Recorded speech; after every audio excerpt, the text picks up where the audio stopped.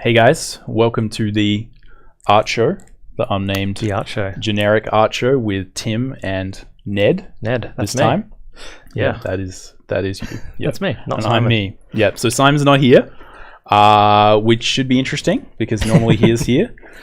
So we're just gonna, do our thing, and you never know, we might actually become more popular. So let us know if you prefer Tim and Ned. Yeah. With the art show, then send your letters into Simon Scales at CDW Studios, and maybe he'll be able to go home earlier every day. He'd love that. So we're just gonna do the normal show, except with Ned. We probably won't do a critique session, but we'll be doing some demos. The discussion topic we've got this week is Inktober. So because it is October and it is Inktober. The season is upon us. Ned is doing Inktober. Trying to. And did you do it last year as well? Most of it. Most of it? I think I got 20 of them last year. Yeah, so I did not do it last year. Yeah. Or the year before. Oh. And so we'll talk about this as we go. But I was kind of interested in the concept as something to talk about. And we can also discuss the concept of doing a challenge, how you do that. Yeah. Is it good to do a challenge? All that stuff. And but firstly, what have you been doing this week or last week? Last week. Well, so we've had a class break here, so we've all had a bit of extra time, and which means that for me, that means I get to go back to doing my non-teaching job, which is art directing some animation that we're doing here. So you've been doing full-time. Not teaching, which is as opposed to full-time not teaching plus teaching when I am teaching. So for those that don't know, Ned is Ned Rogers, famous artist extraordinaire, who is actually one of the few people I think who is full-time at CDW Studios, and he teaches and works on intellectual property and animations and things like that. Yeah, absolutely. So so that's been a relatively new thing for me. Having time to actually do the other part of my job, which is working on some IP development that we're doing here, and doing a lot of design work, but at the moment doing a lot of art direction work because we're doing a bit of production based stuff at the moment. And we showed a little bit of the stuff that I've been working on last time. I was on with Simon, so we've done a little bit of that, when I was replacing Peter, as I am the perpetual replacement. Ned is a replacement. I'm Plan B. So not a bad Plan B. I mean, the only reason you're not on the show is probably because you value your free time more than the rest of us, and also we don't have 3 seats. Mostly the 3 seats. We don't have 3 seats. Otherwise, Ned would be on self-respect. But we have shown a bit of that, and to be completely honest, there's not a huge amount of new stuff to show. We can probably go through a bit of the old stuff if we get some time. I don't have any of it up here at the moment, so we won't kind of search on the server for that on live. So what else have you been up to? Apart from the Inktober, I've been doing a bunch of plein air stuff, which has been fun because the weather is finally good enough to be able to go outside. In Adelaide, the weather is quite good at the moment. It's too good. Just pre-summer. Too good. Not hot, not cold. Just right. Just perfect. Just good enough to be able to convince a bunch of people to go outside and muck around with paints for a few hours. So, been doing some plein air stuff, and I think we can probably talk a little bit about that also when we're talking about the Inktober stuff as well, because the plein air stuff for me has been predominantly, it's not something that I do as part of my job. I'm not required to use paint as part of my job, but it's something that I've been trying to use as a bit of a educational tool, I guess, for myself, because it's not something, I'm not good at it. I don't know what I'm doing, but it's dealing with, I guess, image making in a completely different way. It's quote unquote outside your comfort zone. That's the one. Yeah, that place that which I hate is a good being. thing. But it's been good, and so again, just kind of ran out of time to get that stuff ready to show right now. But we will have, when we have a break at some point, we'll have a break that all sorted out, and we can photos. probably. But what have you been using for playing? Well, I won't hold it up to the camera so you can see the images, but we can kind of You can see what it is. You can see what it is. What kind of sketchbook is this? I think is a Moleskine. It's a Moleskine. It's a Moleskine. Right. But it's not a normal Moleskine. It's like a watercolor. I think, I don't know if it's got like an actual model name or anything like that. Yeah. It's got an eraser. Well, it has thicker paper. It's got thicker paper. Yeah. It's some sort of watercolor Moleskine. Multimedia. Yeah, whatever. And it's okay. Cool. It's pretty thin. What have you been using? I use casein. Do you want to I'll hold it up through. Briefly. There's a bunch of weird stuff in there. It looks pretty cool. Thank you. Because one of the things is when you see this kind of stuff on Instagram or on the net somewhere, you don't sort of see the scale, and I think that's sort of very informative to sort of because like these ones are kind of actually they're really tiny, sort of quite small, whereas this one is kind of a lot bigger. Finished. Yes. And, it's finished. You've done. Well, it's done. I turned the page, and so there's a bunch of kind of like little studies in there, and they're all really small. Why are you showing all the bad ones? They're all good. No, they're not. And some random drawings of animals. Is that a good one? That's one I guess he's happy with. You can share that. Yeah. That's anyway, on people Instagram. can't it see. Must be it's good. Right. It's on Instagram. You can see it.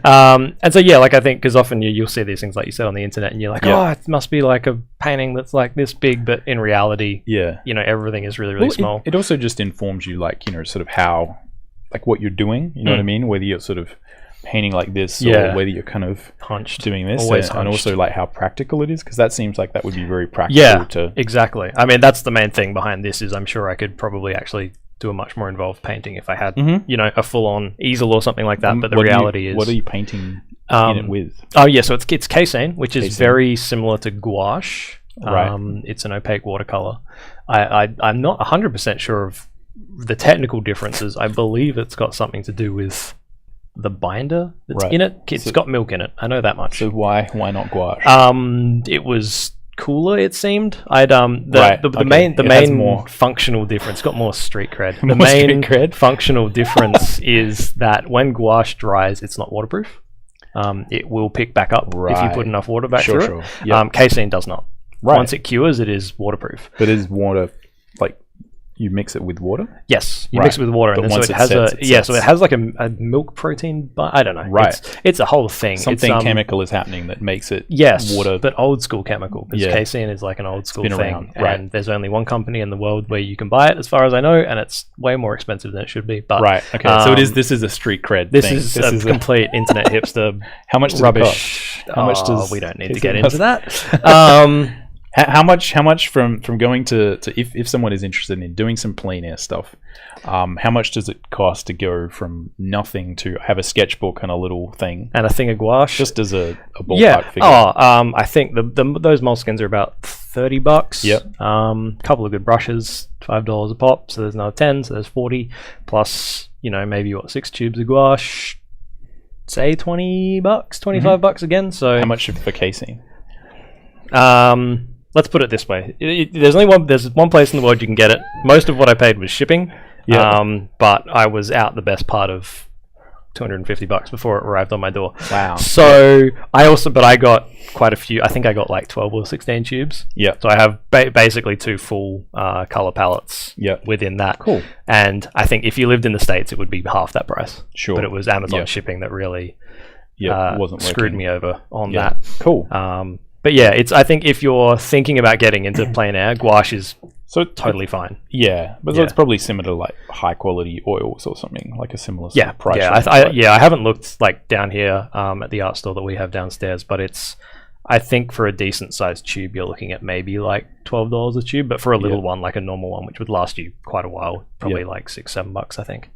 So it's pretty affordable. But I would say that it's worth getting something like gouache or like watercolors. Don't just go with cheap kind of student acrylics, because it's not a good paint to use. It doesn't really apply well to the situation of sitting outside and trying to reproduce colors. So getting something like a watercolor or an oils or a gouache is probably, I would say that's worth spending a bit of money on.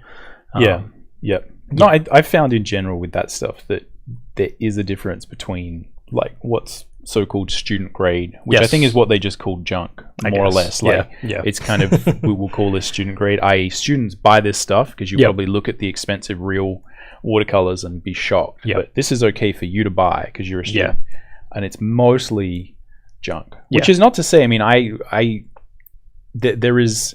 I'm still not sure whether this is true, but I certainly remember that Frank Frazetta is like sort of famed for having used the same watercolor set that he had since he was like 5 years old. Sure. The same like Mickey Mouse little set. And he, for like all this professional work in watercolor, that he used like the same little thing. Which it is potentially possible that back in the day they didn't have really junk stuff.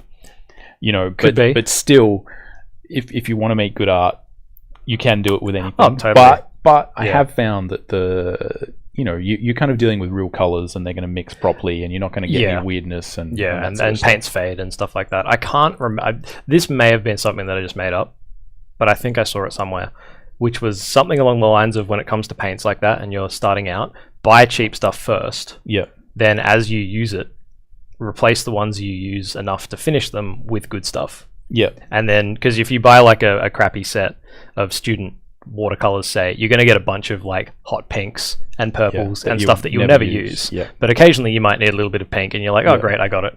But you'll get through the whites, you'll get through the blues, you'll get through all your cerulean greens and your cad yellows. And then you replace them with good ones, because they're the ones that you're going to be using constantly. And then that's like the best way forward, because there is a certain credence to kind of right tool for the right job. With that stuff. And if you're just working with crappy paints, plus you're trying to like learn how to do it, you'll get to the point where you're like, I don't know if it's me or the paints, and it's probably going to be the paints that are holding you back, because you can always like push yourself forward to do better. So you don't have to spend a lot, and it's not worth spending a lot. Like, I don't do what I did. Go and buy some cheaper paints. Or do whatever. If you've got a lazy $200 lying around, why not? I didn't, but I did it anyway. You did it anyway. So cool. Yeah. So that's like been fun. Me. Yep. Pretty much. But I don't know. Do you want me to ask you what you've been doing? Yes. That's how this goes. Oh, I get it. Cool. Easy. What have you been doing, Tim? Well, I was painting a dragon. Oh, that's mostly what I was doing. Let's get that guy up. Let's see if that will actually get up on this screen.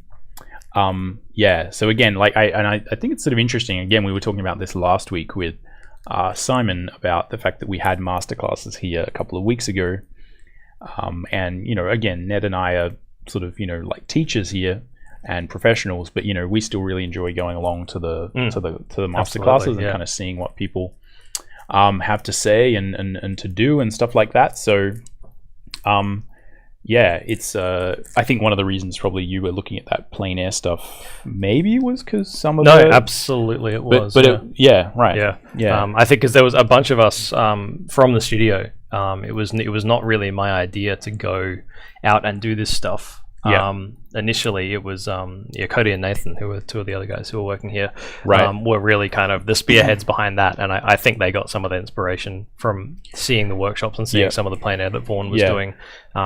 We've been out painting before, but it was one of those things that winter came around and we all just couldn't be bothered. You kind of do it. It's a habit thing. You need to get into the habit of doing it. Totally. And I feel like it is one of those. It is something I notice, especially with people who do more landscape painting. And I think I'd probably classify you as someone who does more of like landscapes versus characters. And I don't know why life tends to in concept design or entertainment design, it tends to break down that way. But is that a lot of these people, even though they're working in Photoshop all day, they do go and paint plein air, you know what I mean, specifically, and do trips and take classes with people. Like they actually do a lot of this. So I feel like it's that thing where you kind of hear about people doing that, but if you don't have the culture of doing it, and you don't have like a really world-class teacher to kind of come along and go and figure out how to do it, it's kind of a bit hard. So it does take a lot of impetus to kind of overcome apathy and totally. Get outside and do all that sort of stuff. So that's really cool that you guys have been doing that.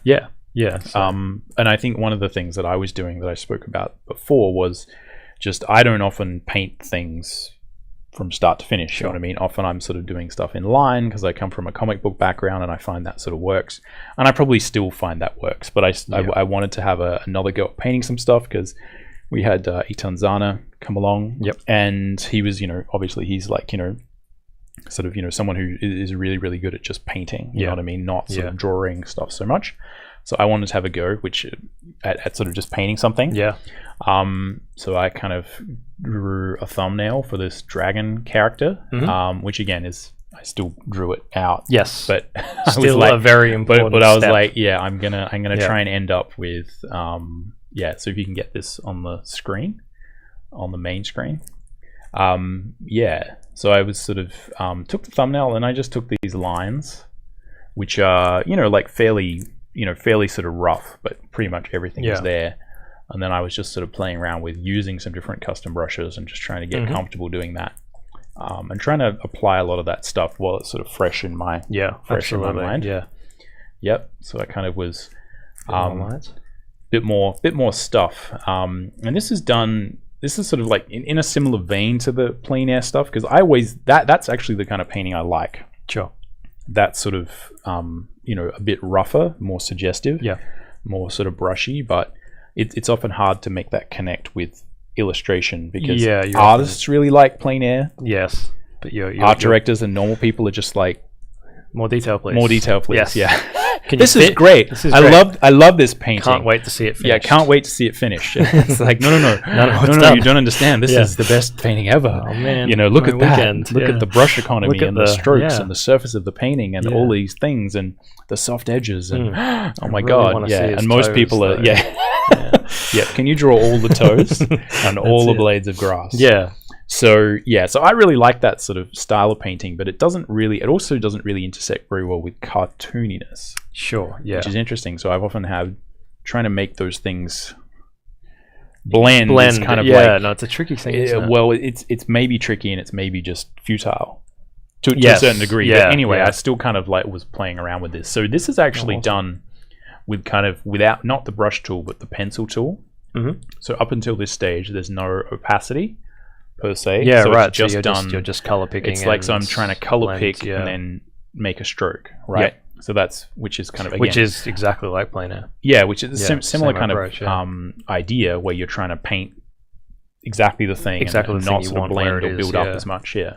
Awesome. And so then I added then I sort of started painting with more sort of soft brushes and stuff like that. So that's what I was doing, and I was kind of just picking at it. Yep.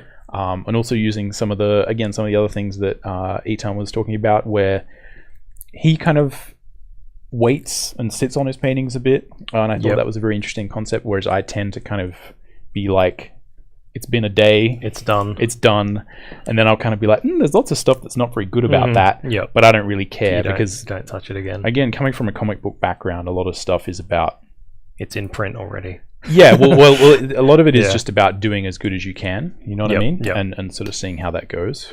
Yeah, exactly. And I guess, this is like a one-off piece as well, as opposed to like sequential. Yeah, so you don't have that ability to kind of not fudge through things, but it has to be good. You don't have any excuses for that. Anyway, so that's mostly what I was doing. Really cool. Which I was happy with some of the brushiness I was able to get, and I was playing around with lots of different custom brushes. I have one question for you about this, and that's probably, if we go back to like layer 1, just where you were starting to bring paint into it, because this is always something that I've seen people do this in 2 different ways, and I'm still not entirely sure which way I prefer. Obviously, at some point you get to this stage where you don't need line to describe a form anymore. Do you find yourself just painting and painting and painting until the lines are gone, or do you switch them on and off constantly, or do you... Well, I always make sure that they're on a separate layer. So that if I want to get rid of them without having to paint over them, I can, because I find that is an issue.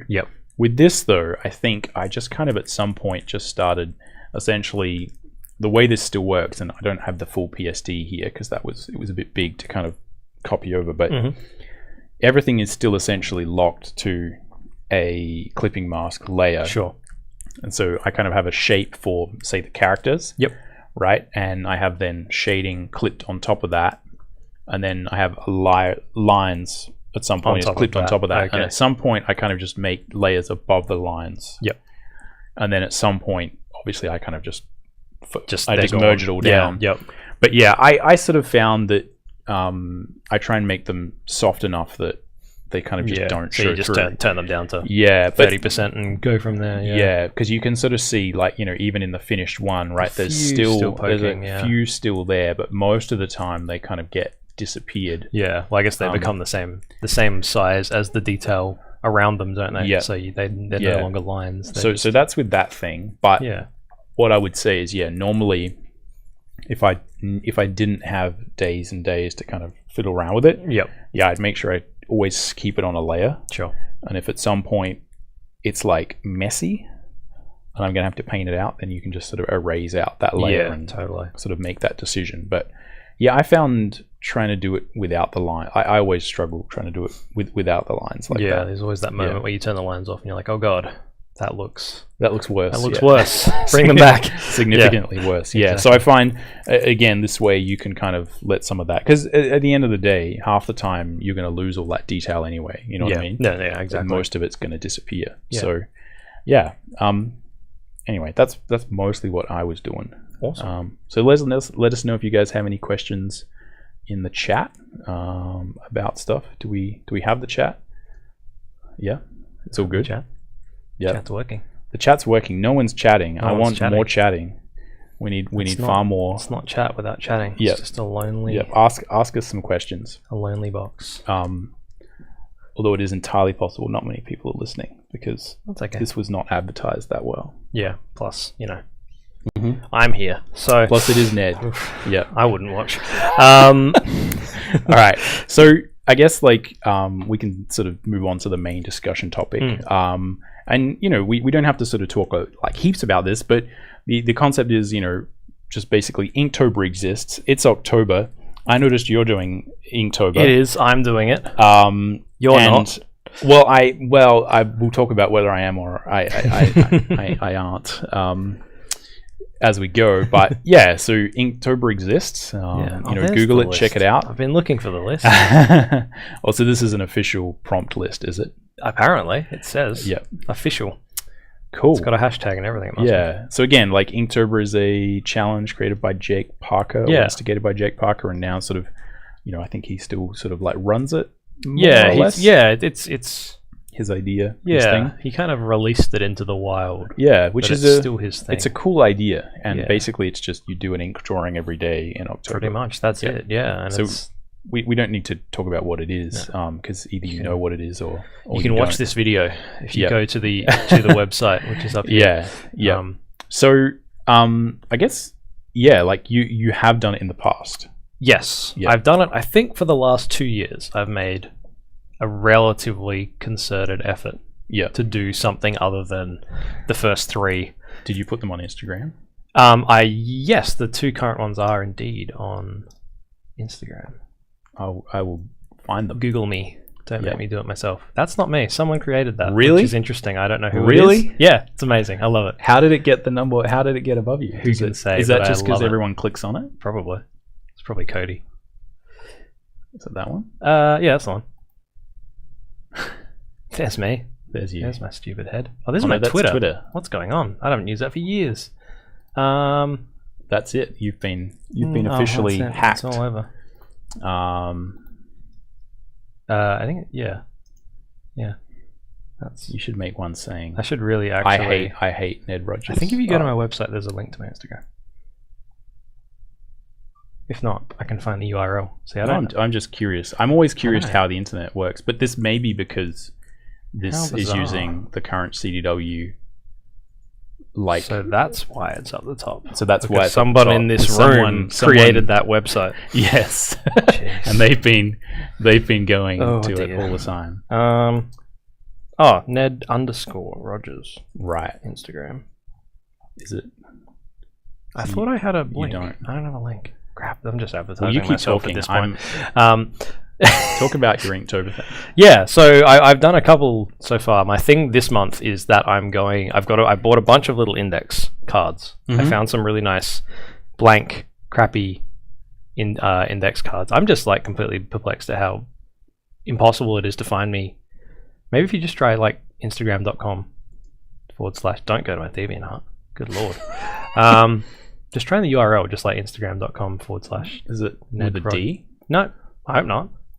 Is your name with a D? No, my name's not spelled with a D. It is. That's amazing. I feel like I really want to click on the I hate. Should we click on it? No, we shouldn't because that. That's gonna. Oh boy. That's how these things. That's how these things get pulled off Twitch. Yeah, I reckon just do a URL because I think it should just be Instagram.com/Ned_Rogers. Do you want to do that? Okay. Yeah. So yeah, every year my feed from Facebook and Instagram is always people doing sort of there it is Inktober stuff, and I always think it's kind of interesting, but it's kind of I have a guilty secret, which is just that I'm absolutely terrible at inking, despite being a comic book artist. I've always avoided it because I feel like it's easier for me to get a better effect doing it digitally. Sure. Or because then I can erase, and it's like, well, this is mistakes disappear. Yeah, magically. I mean, you can't sell the original art, which is often a big part of being a comic book artist. But I kind of just liked the editability of it. Mm-hmm. And the other thing I do if I do create art that's traditional art, I normally use pencil, and I just kind of noodle around. So I never do this. Yeah, but I should. So yeah. So this is. Do you have stuff from last year? How long do we scroll down? I reckon we're going to go down a long way. Not too far. I don't before we get to the last one. But so you often do these kind of things anyway. I like kind of ink drawings. Doing little ink drawings. I do things like this, which are actually digital. Even though I put a paper texture behind it to make it look like I did it in real life, I didn't.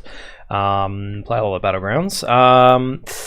And then I'll do little things like this, which are like these are ink drawings that I just have done. Whilst waiting for something to happen. I'm not sure what. So do you think that you do this kind of stuff more because you did Inktober at some point? Yeah, it became a thing where you were like, I can sketch in my sketchbook in black and white traditionally, and it looks good. Do you know what I mean? I figured out how to do it. Exactly. Yeah. I think Inktober gave me a few little... It kind of, I guess it broadened my comfort zone a little bit, which is, I guess, the aim, right? With any of this stuff. There's going to be some random... There's a rat. There's a rat, a chicken. So this is over Christmas when I didn't do anything. Here we go. So this is last year's. Here we go. Last year's. Yeah. Cool. We've done it. So this is what you did last time. This is what I did last time. So I think what we'll see. What I did last year is I tried to incorporate the number of the day into every, like in some really, because I'm super clever that way. Well, I feel like people, it's hard not to get carried away with Inktober, and I feel like that's something that's sort of worth talking about, is kind of like how long should you spend doing it. Yeah, but again, this is sort of the sort of thing that you would do. Again, I haven't done this, but I do a lot of sketching and stuff, but not in ink. And not in black and white. Normally I sort of like tone. I dislike finality. Yes, sure, absolutely. I quite like it, especially if I don't make mistakes. Well, no, I think there is a definite sort of dividing line there between people who kind of really do enjoy that sort of, like I've made a crisp sort of finished art thing, whereas, I much more sort of like sketchiness and that sort of stuff, which is not to say you can't be sketchy. No, of course, because you can see here is the process that I was using for some of these bigger ones, which is of course done in red color erase pencil, which is easy to get rid of in Photoshop.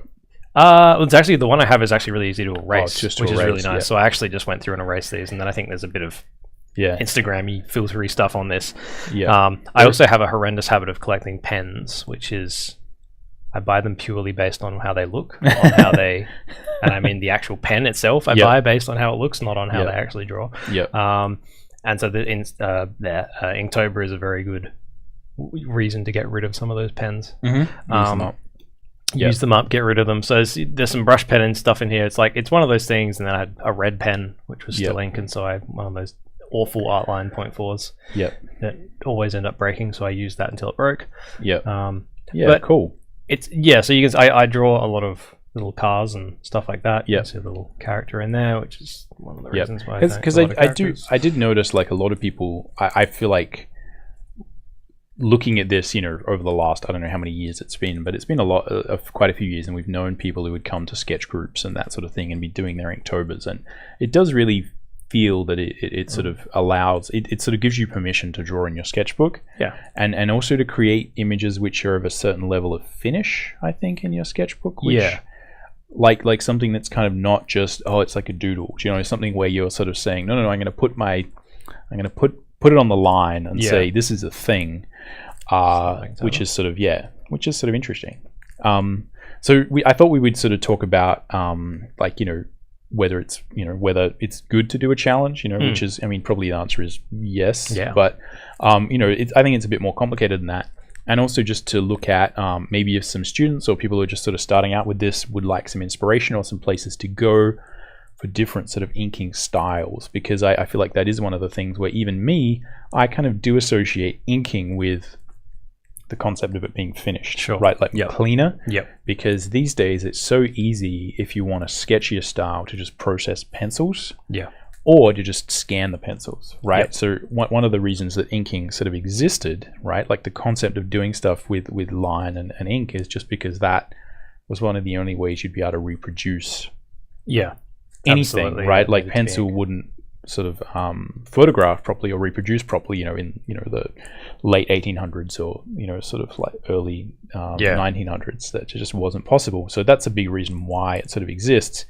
But stylistically, it offers some really good sort of things. So did you have any artists who you were sort of like looking at, who you thought were? I had a quick little look, and my go-to at the start of every October/Inktober is Ian McHugh, who is up here. There he is. Right. Cool. So Ian McHugh, I don't know if he still is. He was an art director at Rockstar. Right. Yeah, I don't really know anything about him, although I notice he's like very popular on Instagram and does a lot of really cool.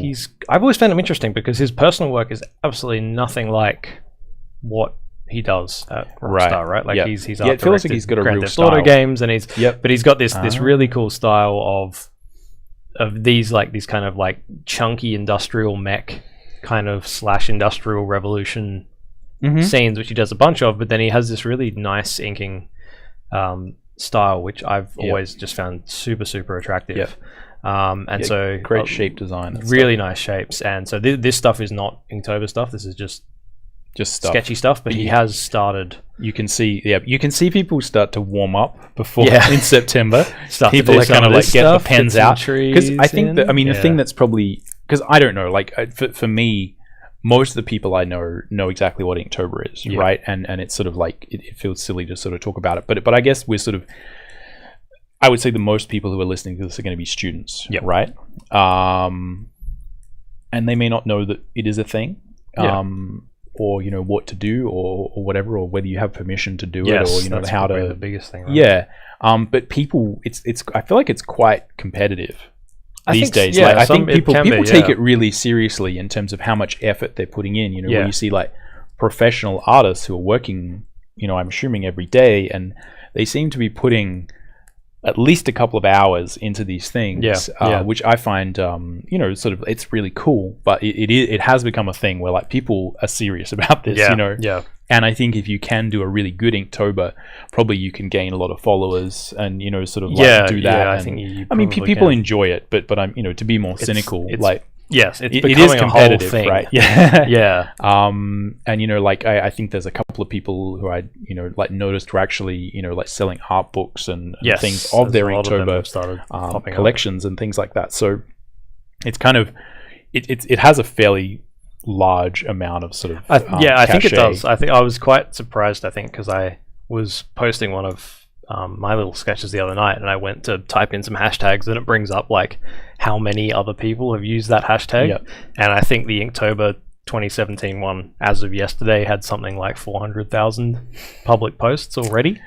Wow. So it's definitely got a large following, and so I think, like you were saying before, a lot of students might look at something like Inktober, and if you see all of your favorite artists doing it, you're like, oh, I probably shouldn't. Maybe like, am I allowed to do it? Especially considering that a lot of them are really, really good. They're all like top of their game, and they're banging out these things that look absolutely amazing. I think that the main point I would say to that is, of course you can, and you should whack that a hashtag on it as well, because that was one of the main things. I think when Jake Parker started this whole thing, that was the point. It was to get people doing something they might not usually do, and get it out there. And you have, 30, how many days October got? 30 or 31, one of those. Don't ask me. Do the knuckle thing.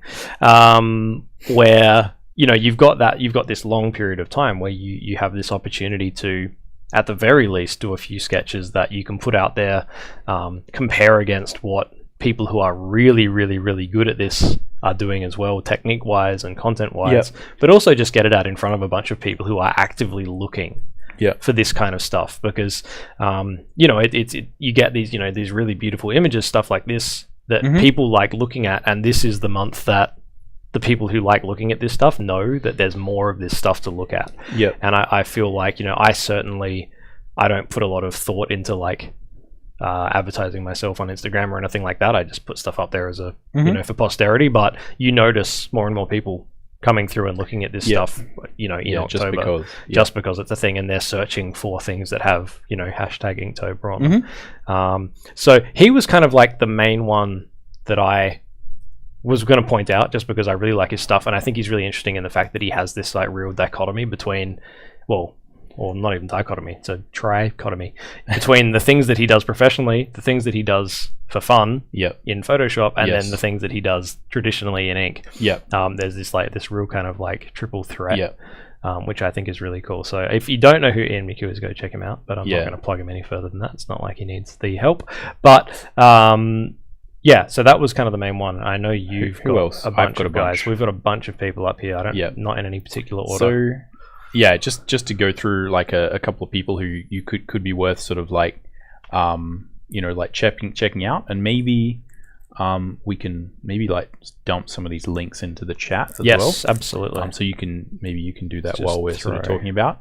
But like Vakon is some guy who I've sort of had on Instagram for a while, and he does sort of really cool sort of stuff. And it seems like he's taking Inktober fairly seriously. There's some really cool sort of like finished sketches there that have a bit of a Joseph Clement Cole sort of like 1900s illustration, absolutely. Which is probably would be also a good, we should remember to go. Yes, absolutely. But like really cool sort of like graphic design. He's sort of taking it. Just probably putting this out too, that they don't have to be traditional, by the way. No. Well, apparently, is that as long as you do it in Autodesk Sketchbook Pro or something like that? Yeah, that may be sponsored by Autodesk now. Well, I think they had a link to that. They did mention that on the Inktober page, but I wasn't sure how much that. So we're only in day 2 of Inktober. Yes, so I think these are people who would be worthwhile following, because you can sort of see stuff. Cool stuff down here. Yeah, but he's got a really cool style, and really nice sort of like graphic sort of pencil work and design stuff and Photoshop work. Really cool. And just keep throwing these links in the chat, guys. So just keep throwing those in there, so you can sort of check them out. Who else do we have next? We just go back. Carl Kopinski. It often works really well in like ink, black and white sort of style. So if you don't know who he is, definitely check out his page, because he's going to be posting. He will be on this like nothing else. Like this guy going after it. Going after it. Yeah. So really cool, and he often posts really cool videos of him. Sort of inking, absolutely. And you can sort of see that. He's one that you can probably also see kind of completely opposite to Ian McHugh. Cool video. Little video. Who his style, you can kind of see this kind of bleed through a lot of his work, because he does a lot of drawing, regardless of whether it's in ink or pencil or even just like kind of drawing with paint.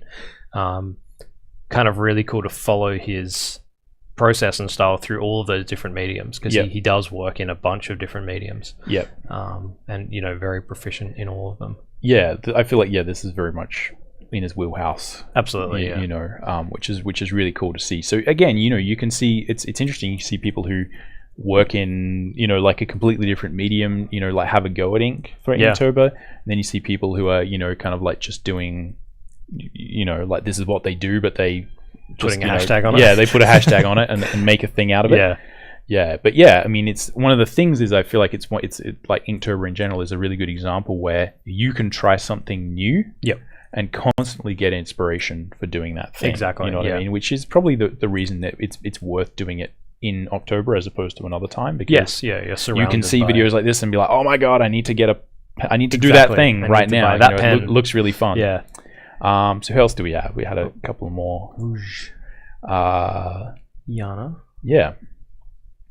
So again, just some sort of like stuff, just because really kind of finished stuff as well. Yep. Yeah. And just because there's like there's going to be a high level of finish here. Yeah. So I feel like it's probably worth sort of checking this out again, just sort of to see how far people go. Yeah. And again, cool process sort of shots where you can sort of see how people are starting and progressing through these images. Yeah. This is another little interesting point that I always find with this stuff, especially with Instagram, is people often look at this and from this distance at this fidelity, that image looks super tight. Yeah. Like it is finished.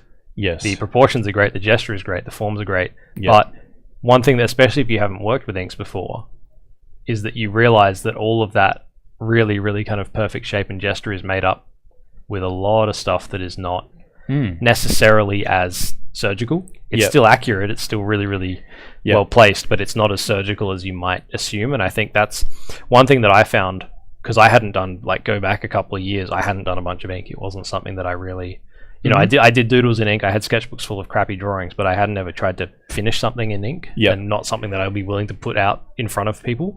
Yeah, totally. And the first, I can remember the first kind of, like, especially with the brush pen, the first kind of things I used to try and do, I was trying to get it like perfect, and it just resulted in like so many bits of paper just being like set fire to and thrown around the room. Rage quit. Yeah, and then you see something like this, and you're like, oh, hang on a sec. Yeah. Like what appears to be a perfect eye is actually still a perfect eye, but it's drawn in this really kind of loose gestural way. And I often talk about that in class, where I sort of go over artists like like the Prince Valiant, sort of like the Hal Fosters, and those kind of people, where you would see these images that the finished image was printed broadsheet, this big, and the actual original was kind of this big, you know what I mean? So the panel was literally, as big as an A4 bit of paper, and it gets, reduced down significantly, and that's how you get those results, you know what I mean? Exactly. And often not just that, but the photographic reproduction irons out some of those kinks as well, totally. Which doesn't apply now, but that throughout history, people have always been kind of drawing a bit looser, a bit bigger, and then reducing it down, even to the point where, it was a big thing where if you were to be an inker,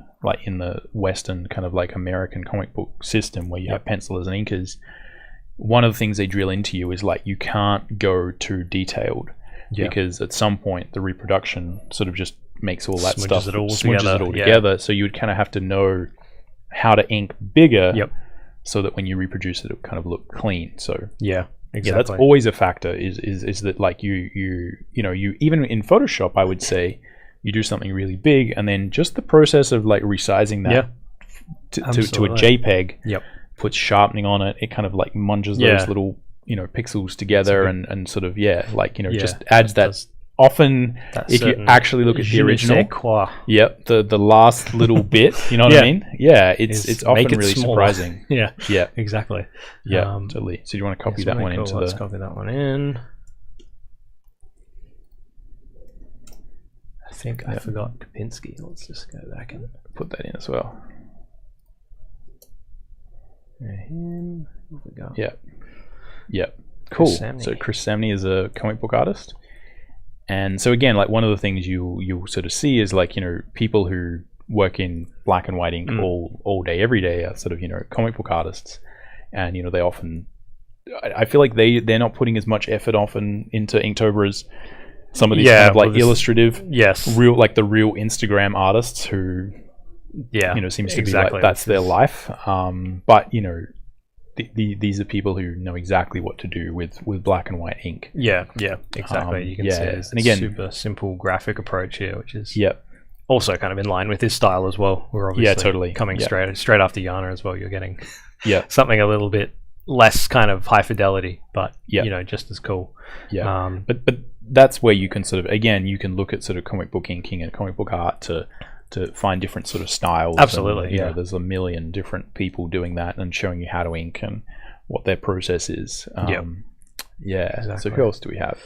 Sorry. Yeah, get that in there. Oh, I forgot to press enter. God, what am I doing? Yeah, cool. So Eric Canetti is also, someone who seems like he's kind of born to do Inktober in his hand. Yep, absolutely. Really cool stuff. It's always super exciting to see his feed and what he's doing. Heaps of energy. You know what I mean? Yeah, and super gestural. Yep. A little bit of color. Really, really cool. Yeah. So again, like, a lot of people are sort of, you can potentially, if you have like Copic marker, that is kind of ink. You know what I mean? So a lot of people, do colors as well. Exactly. Yeah.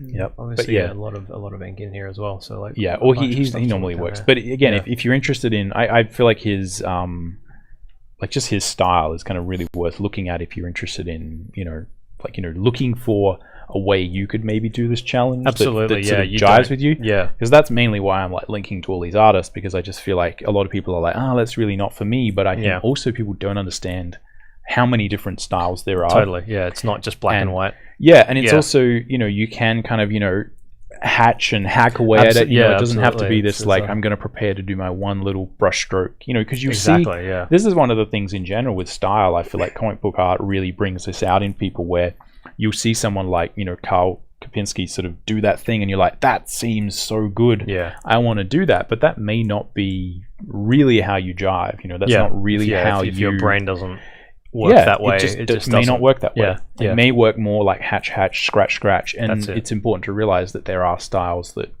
can, that can support that, achieve like big time. Yeah. So again, I think Eric Canetti is like always like really good artist to follow on Instagram. Yeah, absolutely.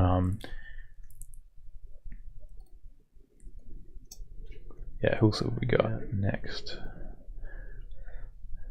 Victor Kalbachev. Something like that. So again, I don't think I actually know what he does, but this again is going to be a much more sort of expressive sort of ink line, a bit more sort of European-esque. Very all brush pen too, by the looks of it. Yeah, too. all sort of brush pen. Not worried pen. about those super harsh lines, just working on gesture and yeah. Really cool. Again, totally different sort of take on things. Plus, you can also see a lot of pencil underneath, which you can with a lot of these as well. I think that's one thing. You don't have to with ink. It's not a matter of like having to just do this straight onto a blank piece of paper, and that's rarely the way forward. There's a few people that can just do that straight away, but I think for the rest of us, it's a matter of most people are doing a bit of a pencil, bit of something underneath. You can see a lot of pencil in his work. Already. So maybe it might be that Inktober is the time when he breaks out the brush pen. Right. I think a lot of people have got neglected brush pens that come out in October. Totally. But just a really good artist. Really cool good artist, style. Absolutely.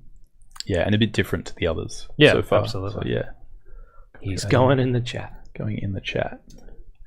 Who else have we got?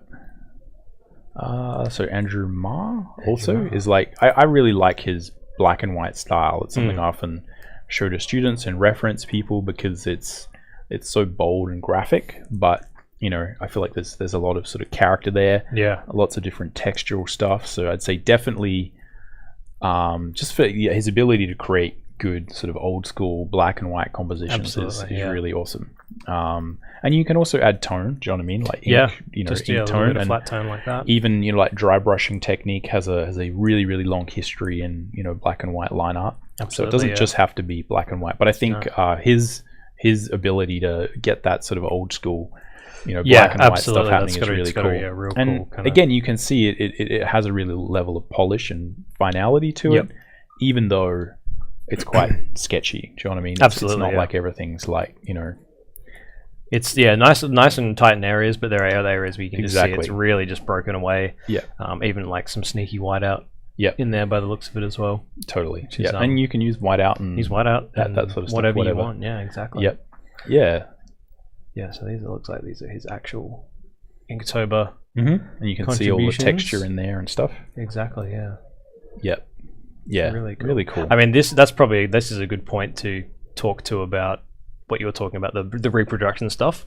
Generally, if you are reproducing this for, say, a comic book, go levels. That is going to all go black.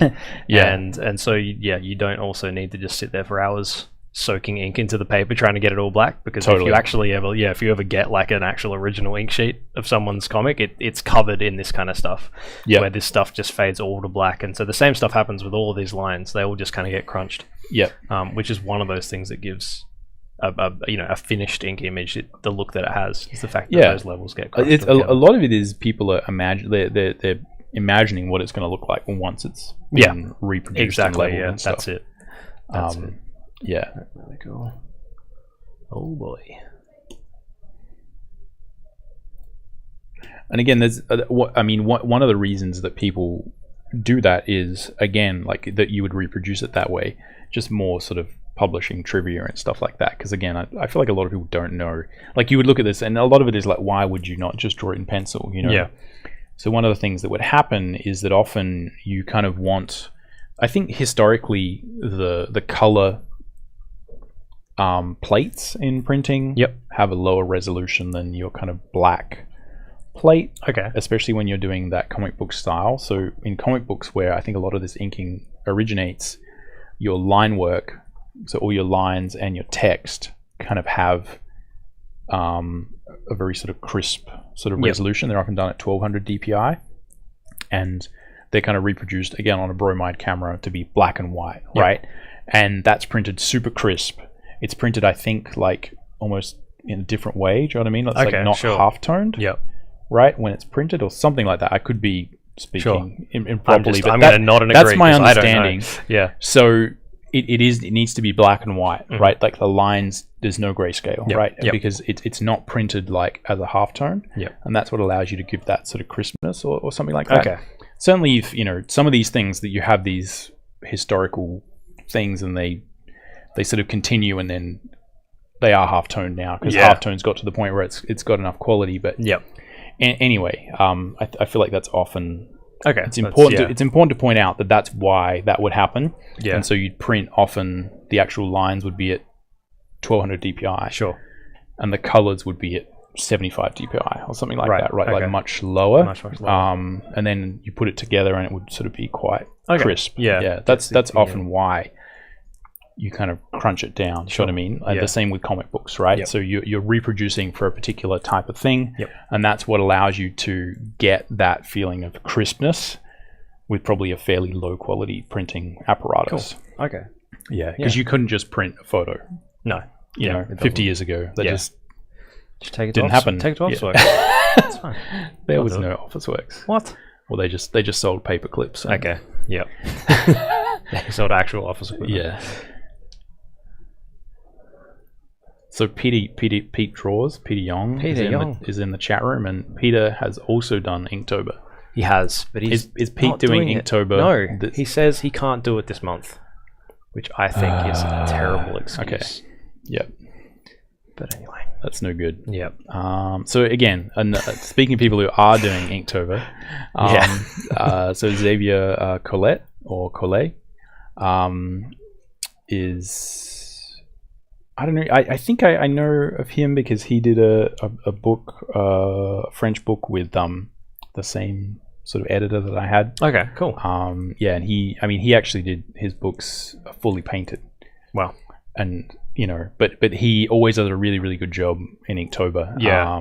Where he does these kind of full on grayscale paintings, basically. Yeah, very nice. Yeah, like always in a on a single sort of page. Really good artist. Nice. Good sense of design, good sense of line, absolutely, everything. Really nice compositions. So, yeah, again, it's a good example of someone who can paint, right, and using the style that's a bit more like sort of paint. Absolutely. Probably the process is different. Yeah, but he's utilizing his understanding of lighting and composition that comes from that. Yeah. Again, not just thinking in black and white. Not thinking lines, but utilizing that technique. Exactly, I mean? And I think it does, obviously a lot of these people are using it as an exercise to kind of say, I want that nice little sketchbook, at the end. And, there is something satisfying about that. Absolutely, yeah. That's a good point actually to bring up, is if you've never done anything, or if you maybe you're a little bit kind of hesitant to try something, whether or not it's ink or pencil or whatever, having that little book or in my case, like having those little index cards, which I'm going to hopefully have like an entire deck of at the end of this, is something I'm really looking forward to, because I don't print a lot of my work, but when I do, it's always something really cool to have, is to have like, and this is probably something to you, which is like, you're just like, oh, whatever, because you print a lot of your work and you've done books and stuff like that. I've made a book, having that physical thing in front of you and being able to hold it, even if you know it came from a computer, which all of my stuff does, I'm like, oh, it's actually here. I've made a thing. It's in the world. And again, you get that nice reproduction effect of, it's even a digital painting, even a lot of my production paintings, which are like have a lot of photos in them, there's a bunch of like concept art, you know, trickery and cheating going on. Seeing that printed out on a piece of paper in front of you, you're like, oh, it's actually a thing. I did actually make that. Whereas when you open it in Photoshop, you can see all the layers. You know, it's like, oh, there's that photo I took, and there's that, you know, photo of me dressed up as a, you know, whatever to fit into the photo and all that kind of stuff. As when it's on paper and it's flat and it's real, it's like it's flat, but it's almost got like more depth, more imagination to it than when it's just a PSD file. I think you can always you sort of think, oh, how do I fix this? You know, if it's still a PSD, you're kind of like, exactly, oh, I could change this. Speaking of the finality of ink, the finality of printing something out, and having it there and then hanging it on a wall and and seeing all the mistakes forever. Nothing you can get away with. So let's just go quickly through the last sort of couple, few, just Danny Diaz. I think Danny Diaz. He's I think he's one of the artists who made, or like kickstarted, like a book of his Inktober things, and it was like a big sort of concertina fold sort of thing. The 3 meter long really accordion. Cool. So again, someone to follow if you're kind of looking at, you know, if you want to see like a really good example. Yeah, exactly. And a big back catalog. But really cool artist. Really sort of again, sort of finished but imaginative drawings and stuff. I think one thing to just look out for, I'm not sure if this is going to be it's ever going to load, if it's going to be a process or not, but one thing to look out for is that a lot of these, it's not going to load for me, but the process of a lot of this stuff is available from a lot of these artists. Whether you're curious about it or you're just kind of like wanting to get into doing it yourself, seeing that process I think is super important, because if you've never really picked up a pen with intent to do, you know, damage to a piece of paper, having that process available is a really good first step, because you're not just going in completely blind. Cool. So Thomas Campi is another, he's an Italian artist who works for, you know, sort of French and Italian and you know, all sorts of different publishers. He actually lives in Australia now, in Sydney. Oh, does he? Oh, there we go. Yeah. And he's going to have lots of process sort of stuff, and this is his bread and butter. You're not even doing line work. And again, I think, you know, if you're sort of interested in something that's, you know, it's not sort of fantasy warriors and those sorts of things, I think you know, Thomas has a really, really good ability to kind of make anything interesting. You know, like the kind of books he does are not fantasy sort of action oriented, but, you know, his ability to kind of, you know, just describe everything and do it in style, and, you know, is really, really amazing. And he's fast, you know what I mean? He's like seriously quick at doing these kind of really amazing images. So, you know, I think he's always someone to look out for in Inktober and in general. Awesome. Just like really, really, really cool comic books. And he, I think some of the styles that he works within, you know, he doesn't do line either. He's got some really interesting ways of working. Like if you kind of see this one where it's kind of almost more painted, but and he's got lots of process images around. But really, really impressive stuff. Awesome. And again, that sort of ability to just draw a scene, you know, draw a whole image in one thing is kind of a bit scary, to be honest, like for a lot of people. So again, like Corey Loftus is someone really, really good to follow. Works in VizDev most of the time, and is obviously breaking out the inks again. So really cool, you know, sort of character, and again, it's often sort of a bit scary to see how much people can be loose but tight at the same time. He's one of those guys where you just sort of, it's like, but he's got this amazing style. Exactly. He's got this amazing style that even in his more finished work, still there's this amount of looseness in there that is just it never feels messy. Exactly. But it's kind of always just perfect. Considered the most considered mess you ever see. So he's only got the one up at the moment, but hopefully he'll keep cracking on. That also looks like it's a little bit bigger than what we're seeing now. I want to see the rest. See the rest of that one. Yeah, for sure. Yeah, I'm spamming my own chat channel. Is that like yes, that's right. Yeah, and then the original. So Jake Parker. It's probably worth following him because he built it all. He built it, so he's going to do some cool stuff. Yeah, absolutely. Yeah. I think is that nope. Okay, that's just him being dramatic. I thought it was going to be. I thought it was going to be a movie, but it's not. Although maybe he's planning on doing the entire month on one piece of paper. Yeah, maybe something. I'm not sure. Anyway, we'll find out. We will find out. Yeah, cool. So I thought, those are some people you could sort of follow if you're interested in, following along and like seeing what they do and using that as inspiration. Absolutely. But there's also some good sort of traditional artists that, from some who are still alive, some are who are long gone. Who had some good examples of inking. So I think, who do we have? There's a couple of John Buscema I think is a really good example of just good quality old school inking. And I think, again, in a lot of cases, these are you kind of got to look, because some are obviously inked by other sort of famous inkers at the time, because he was a penciler, but the stuff that he inks himself is really good. And again, a lot of this is just pure brush, right? Just like total insane. So these are the kind of sort of like pencils he would do, but very sort of famous Marvel artist. But his ability to kind of create like expression and just kind of draw with the brush is terrifying. Yeah, that's crazy. And again, there's lots of lots of other comic book artists that we could look at. We could look at them. I could literally look at them. I'm sure you could for 2 hours. But just to give some different styles. Absolutely, yeah.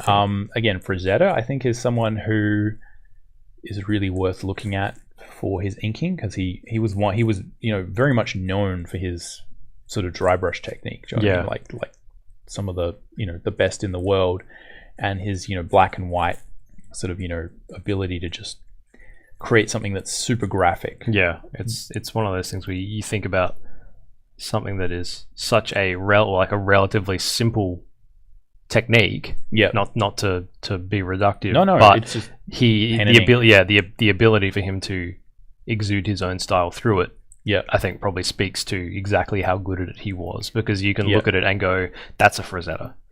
Even like his paintings, obviously you can look at that and there's so much more like textural depth and technique depth in that, but with something like this, which is so simple and graphical, the fact that you can look at it and go, I know exactly who did that. Kind of, I think, speaks to the kind of skill at play. And his ability to kind of do just little sketches or doodles, or kind of, do some of these kind of fully, a full illustration with texture and that kind of stuff. Exactly. So, and I guess, not I couldn't speak to exactly what his technique was with that, but you can see like where some of this stuff can become kind of preparatory for bigger paintings, and where it's actually just, hey, I wanted to do this image and this is the quickest way to get it out and finished. This is actually a good example of like a traditional sort of thing, and it doesn't look like there's much white out there. Hey, a little bit. It's all just maybe a couple of shades of ink. I think maybe a lighter, maybe a slightly watered down ink, but otherwise, well, I think that's like there was sort of a dry brush sort of technique, dry brush, and I think he's probably doing that more as a cover. I think. So and again, like someone who's probably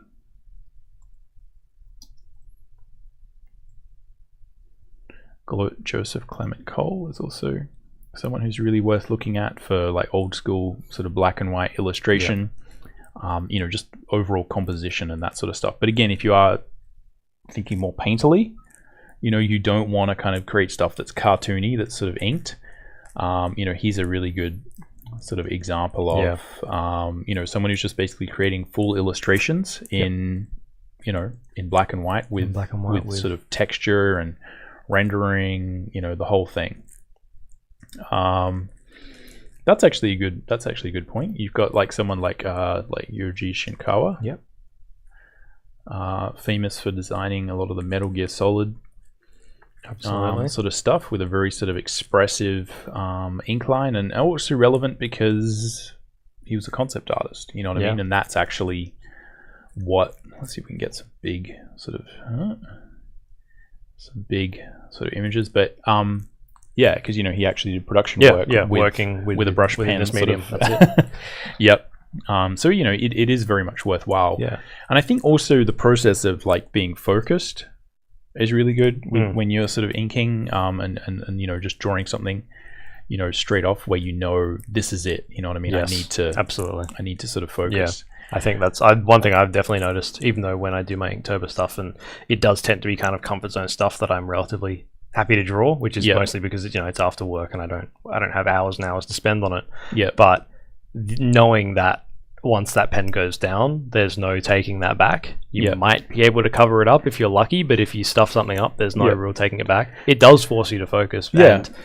But then you realize also that on the other end of that, it forces you to focus and work slower, but it actually makes you a heck of a lot faster in the long run. Like drawing a car, which is something that I can, I draw a lot of, and so there's a few variations of cars that I could, draw, not with my eyes closed, but without paying too much attention.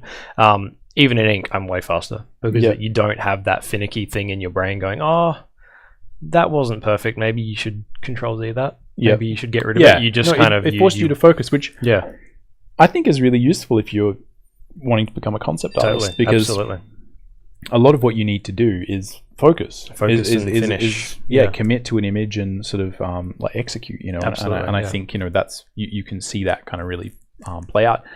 Just lastly, like the last artist that might be worth sort of checking out, is always a favorite of mine, is Enrico Marini. And he actually has a couple of he actually has a couple. If you go to his Facebook, he actually has a couple of sort of videos of him sort of inking and doing like the dedicasts, right, where you would sort of do a little sketch, which again is kind of Inktober, eat your heart out. This is why a lot of these French comic book artists are so good at this, is because when you sign a book as a French comic book artist, you often do a little sketch like this. If we can make it, there we go. And it's often just done like this, you know what I mean? Where you do it in 10 minutes or something, and just straight up. Some of them are very, very impressive, right? And they get a lot of experience doing this. Let's see if this is gonna load. It's probably going to destroy the internet stream and kill it. But anyway, I would say check that out. Because I think it's much better if you go to his Facebook and like it and check it out. But he also has some sort of videos of him actually inking his pages. So again, you can just sort of get a feel for see how it's done, how people use brush. But this is the real deal, right? Like this is no. He's inking a whole scene, an entire battle scene there with a real brush and real ink, and on the actual pencils. None of this cheating. Like I'm going to print it out in blue and have a safe thing, and if I mess it up, it's like no. There's only a piece of paper under his hand, so he doesn't smudge it, and that is it. So check that out. Again, his Facebook page has those sort of things. He has an Instagram account, but I think most of the videos are there. Probably. Anyway. I'm not sure if that link will work, but anyway, we'll leave that one there. You can try it. Just link it in there and see what happens. What's the worst that can happen? He's gonna get a bunch of new friends. So anyway, those are some people to check out. I guess I guess we can talk a little bit more about doing challenges and things like that as we're actually doing a demo. So I think what we'll do is we'll take a 5-minute break. Sure thing. Get ourselves. Get ready. Focused. Get pumped. Get pumped. And then either Ned or I will start, and we'll do a 40 to 45 minute demo. Sure. Where we're going to be doing an Inktober demo. Obviously, we're going to be doing it digital. Cheating, maybe. But we're not. Are we going to set a rule of no undos? No undos, sure. Or like 2 per image? 2 per image. There's no guarantee. We can actually right at the end. Well, we could actually set the undo limit down. We could. But that would really annoy someone else who came We'd and forget used to this put it game. back, We'd forget to put it back, and someone would scream. We'd just be hear a blood-curdling scream. Halfway, 5 minutes into a class. This computer will end up someone else. Thrown through a wall. God. Exactly. Because normally you have 500 undos. Exactly. But anyway, we'll think about something. But people do this digitally. There's really no other way to do this, without the camera setup. We don't have that at the moment. So that's what we'll do. We'll do one after the other. Yep. But yeah, we'll see you back here in 5 minutes.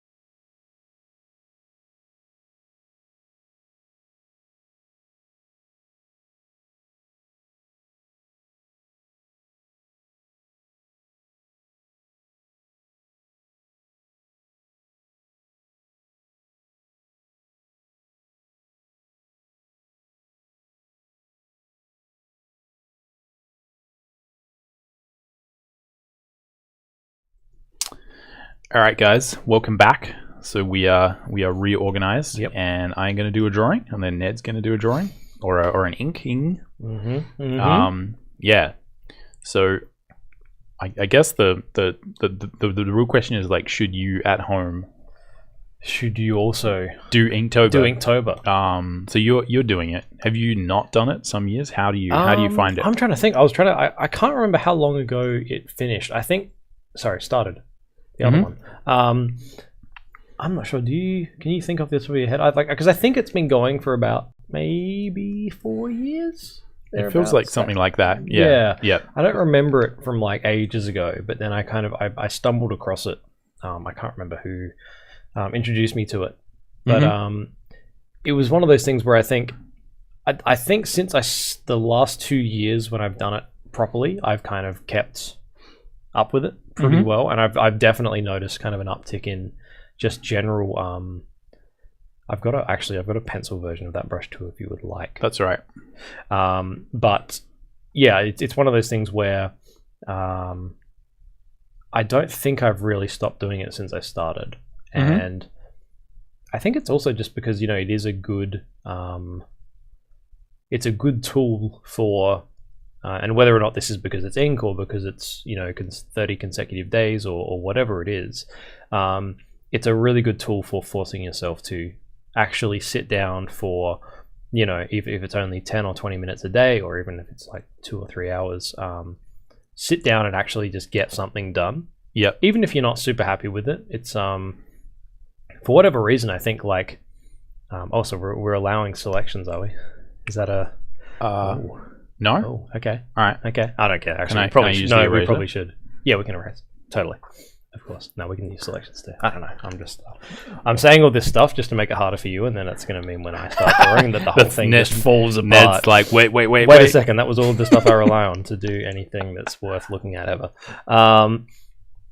I forgot what I was saying. Building that kind of that consecutive habit, which I think, like, Inktober aside, sketching aside, the reality of this job is if it's not a habit, you're not doing enough, to do the job. If you know what I mean, it's one of those things where the 9 to 5 of this job of working in the entertainment industry, of being a concept artist, is sitting down and drawing stuff over and over and over again. So it's one of those things that you will probably cultivate that habit if you don't have that habit now. If you're a student, or if you're just starting out, or whatever it may be, something like Inktober is going to be, any sort of consecutive thing you can convince yourself to do is going to be invaluable to your development. Especially if you want to get a job. If you just want to get good for the sake of it, that's fine. But if you want to become employable, being able to show those habits, I think is really, really important. So I think, and that's, we've both, you probably more so than me, we both work freelance. I think especially as freelance artists, it's even more important where you're not beholden to anyone else necessarily. You're sitting there by yourself in your home office or wherever it is you work. If you don't have that ability to build habits and work all the time and work every day, then you probably blow deadlines, and then you won't blow deadlines work any days. Won't pay bills, and that's it. And you'll just crawl up in the corner somewhere. So positive. Well, I don't work freelance anymore. It's true. But it's one of those things, and I think again, whether or not it's Inktober, whether or not it's going out with your friends or having a group of friends online, if you don't have like a group of friends who are also artists, because I know that's not, some people don't, they have like their group of friends that they grew up with that are not necessarily going down the same path as them in terms of arts, and so they're not necessarily that support group you can fall back on. But you have the internet, you have the school you go to, if you go to a school, all of your kind of fellow students there are presumably there for the same reason, and so that's something that you can rely on, I think, to help you get into this kind of habit building thing. But Inktober is really just a catalyst in a lot of ways, one that a lot of people have kind of taken up, and I think that's a really awesome thing. Like whether or not it's a brand, or whether or not it's a turning into this whole kind of like online tribe or whatever it is. There's a lot of people doing it. I think the fact that it exists, the fact that a lot of people know about it, means that you would be, avoid it at your own peril, because even if you don't want to do it as part of Inktober, just well, I think it is one of those things where it is rare to be able to kind of get that that peer pressure and that sort of peer group where there's enough people doing it that if you kind of don't feel like doing it that day, there's someone there who's going to notice. Yep, exactly. And it is one of those, like, I guess, like, a big part of this is sort of public accountability, I guess, which is like a big thing for a lot of people. Absolutely, yeah. Now, the flip side to this is, like, is it sort of good to, like, be forced to do this stuff through like having to set up this sort of scenario? Like, shouldn't you just, like, in an ideal world, right? Yeah. Wouldn't we just always draw every day? Absolutely. And, it doesn't have to be ink, and, you can just do whatever you want, but, we should all sort of have these good habits.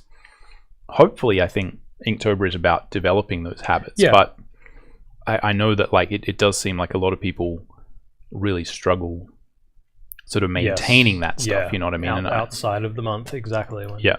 When it all stops and they're like, oh great, I did it. Now what? Yeah. But I'm not sure what the solution for that is necessarily. It is definitely something that you do see where people will have this amazing collection of Inktober sketches and all that kind of stuff, and then it all just disappears. And maybe it's like a lack of comfort with tools, perhaps. Like it's something where it's like, oh, I'll try ink, and I've struggled through it, and no thanks.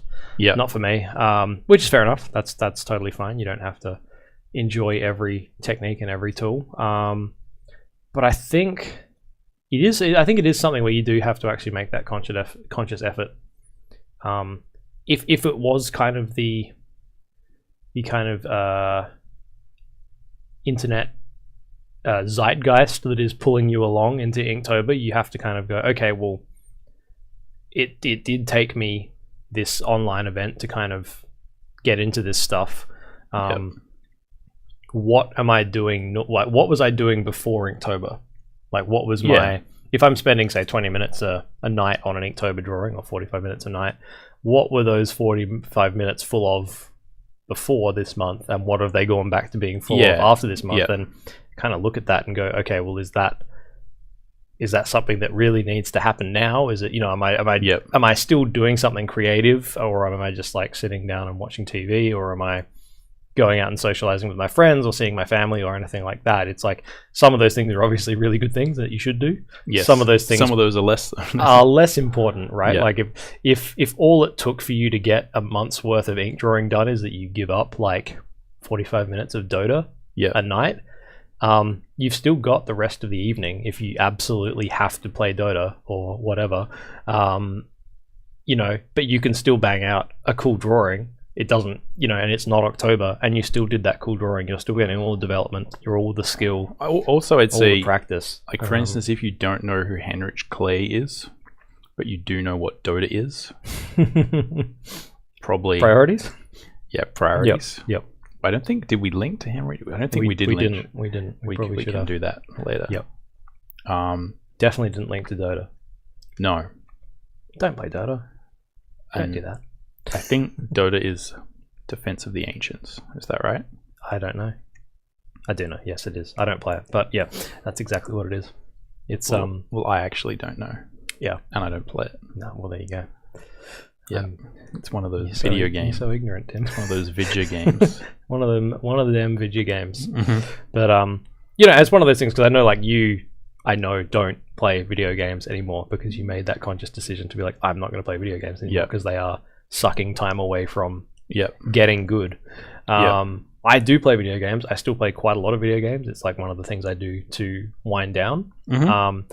But it's one of those things that, and I certainly noticed a switch in this, even up to like relatively recently, where as of this time last year, I was working freelance from home full time.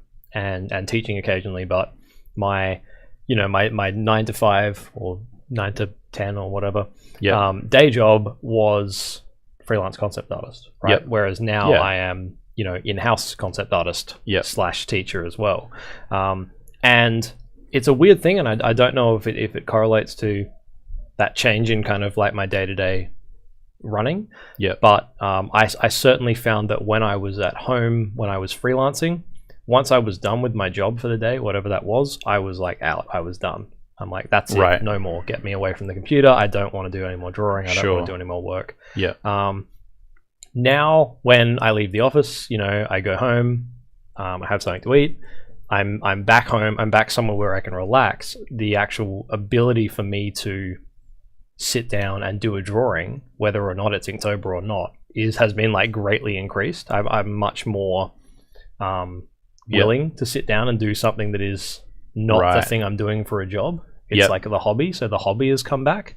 Whereas when I was freelancing, the hobby was not there. It was the job, and when I finished, I didn't get to leave that building. I just got to leave that room, which was a really kind of interesting thing for me, and something that it wasn't like an instant revelation. It was something that I kind of realized after I looked back at all the extra work I was doing, now that I was kind of working more hours, because I work more hours now than I did when I was freelance. But I do more work at work, and I do more work out of work. So it's kind of that weird inverse kind of relationship that I had with work, whereas before it was that thing that got in the way of me being able to get up and get out of my studio and go and, use the rest of my house for living. Whereas now I actually just get to go home and my house is just for living. But it's that place where I can kind of do the thing that I enjoy doing without it being like part of my work. So it's kind of an interesting thing there. So that's something worth thinking about, I think, is your relationship with the way that you work and where you work. Like if you're a student, you're probably just doing this stuff at school and at home. And I don't know if I really have a takeaway from that, but it's just like an interesting observation, because it's obviously going to be a very personal thing. Well, I think the thing is, I think a good takeaway is that you've obviously thought about this, right? Is that you're conscious of like when you're putting the time in and sort of like what that feels, and it's sort of like you've used that to help inform you, when it comes to like, should I take this work on, or should I change my career, or you know what I mean? It's sort of like it's sort of mattered. I think someone was asking in the chat. The spiral thing. We're talking about the one on the upper arm. So the one on the upper arm is like her armband, because I'm drawing my character. So the way I get through sort of Inktobery sort of stuff is to draw stuff that I know how to draw, because I'm terrible at making things sort of black and white. I normally like to, again, stay in sort of nice mushy grayscale land, but I'm going to try, and again I'm not sure what I'm going to do with the background there, but we'll see. So this character is she has these armbands, which I'll sort of show you as I draw. But anyway, I'm gonna stop there, because we've got half an hour to go. Is that right? Half an hour to go. You started at, I can't remember where you started. You kid. I don't know. Yep. Half an hour to go? I have half an hour to go. Okay, cool. Don't 15 don't joke. It's not funny. I know, also, like you can't fool me. I wasn't born yesterday. I know how long it takes me to do a thing. Well, you don't have the timer up.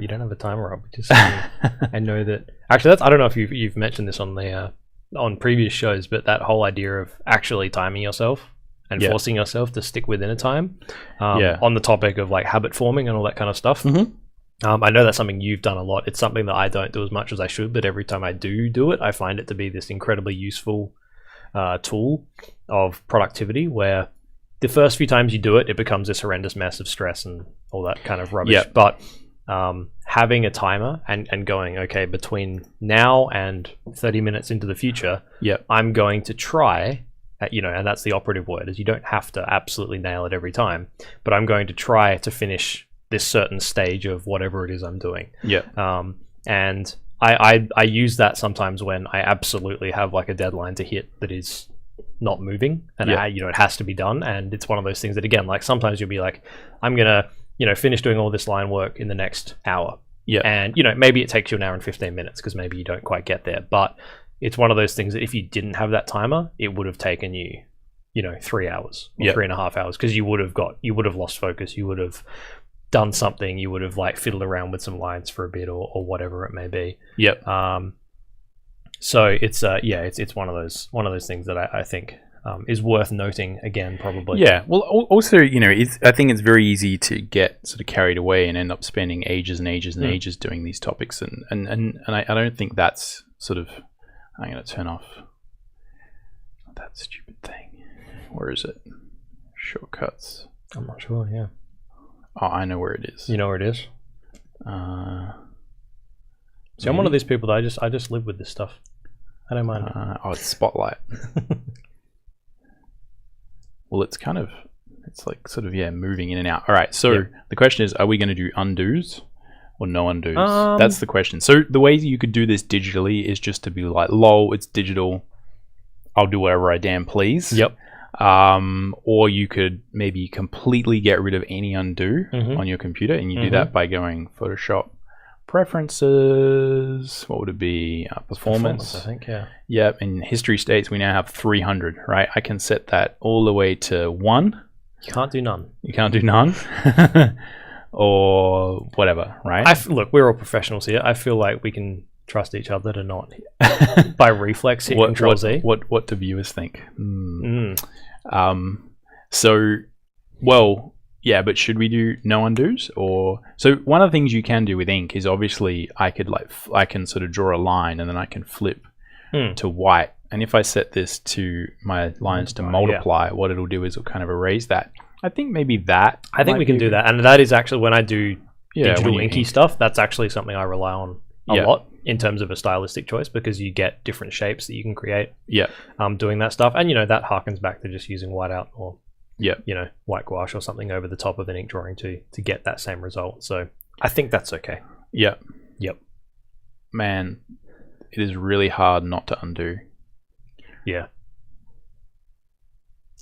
I'm so used to, and I think one of the things is, it means you're sort of like, you get really used to being lazy and just sort of going like, I'll put whatever line, seems okay here. Like that doesn't matter. Yep. Whereas it's immediately, I'm immediately like, like I shouldn't have put that line there. I'm gonna erase that line. So I think it's one of those things too, and especially if you're this is another little tidbit of observation that I've noticed from my own ramblings through ink stuff, is that this is true for any I just did an undo image automatically. It's okay. It's no good. It's all right. This is a safe place. But one of the things that I've noticed with inking, if I can remember what I was going to say, I'm not good at remembering things. I think it's completely gone. Part of your journey. No, it's gone. We'll just forget it. It'll. Oh no, I remember. There you go. There we go. You got there in the end. Is that when you start doing something like? Oh, there I did it again. Inking. God damn it. God damn it. When you're inking, it's one of those things that as you start out, and you're on paper with an actual pen, and you know that there are no undos, so to speak. Getting past that hump that every image has of like, is this going to be okay? Like, is this image going to work? Yeah. For me, at least, it's one of those things where you just have to kind of close your eyes and hold your breath and kind of tell yourself that yes, it'll be okay. Yeah. Because getting over the hump is the hardest thing. I find with any images, because they all look kind of not great from the start, right? That's how this stuff works. And so it's with knowing that you can't take it back, it's often very you're like, oh, should I just rip it up and start again? I think it's worth, and this is probably another thing where the timer comes into play, is it's worth, follow it through at least halfway, because it might not every image works, sometimes they but stick with it for a bit, because whilst your brain has a pretty good ability, I think, to kind of course correct. Yep. Right. And so like, even if you have made like a small error at the start, and it's one of those things where you're like, oh, whoops, yeah, that is actually wrong. You can still adjust the rest of that image to kind of work around that. Do I want to undo that? That was not good.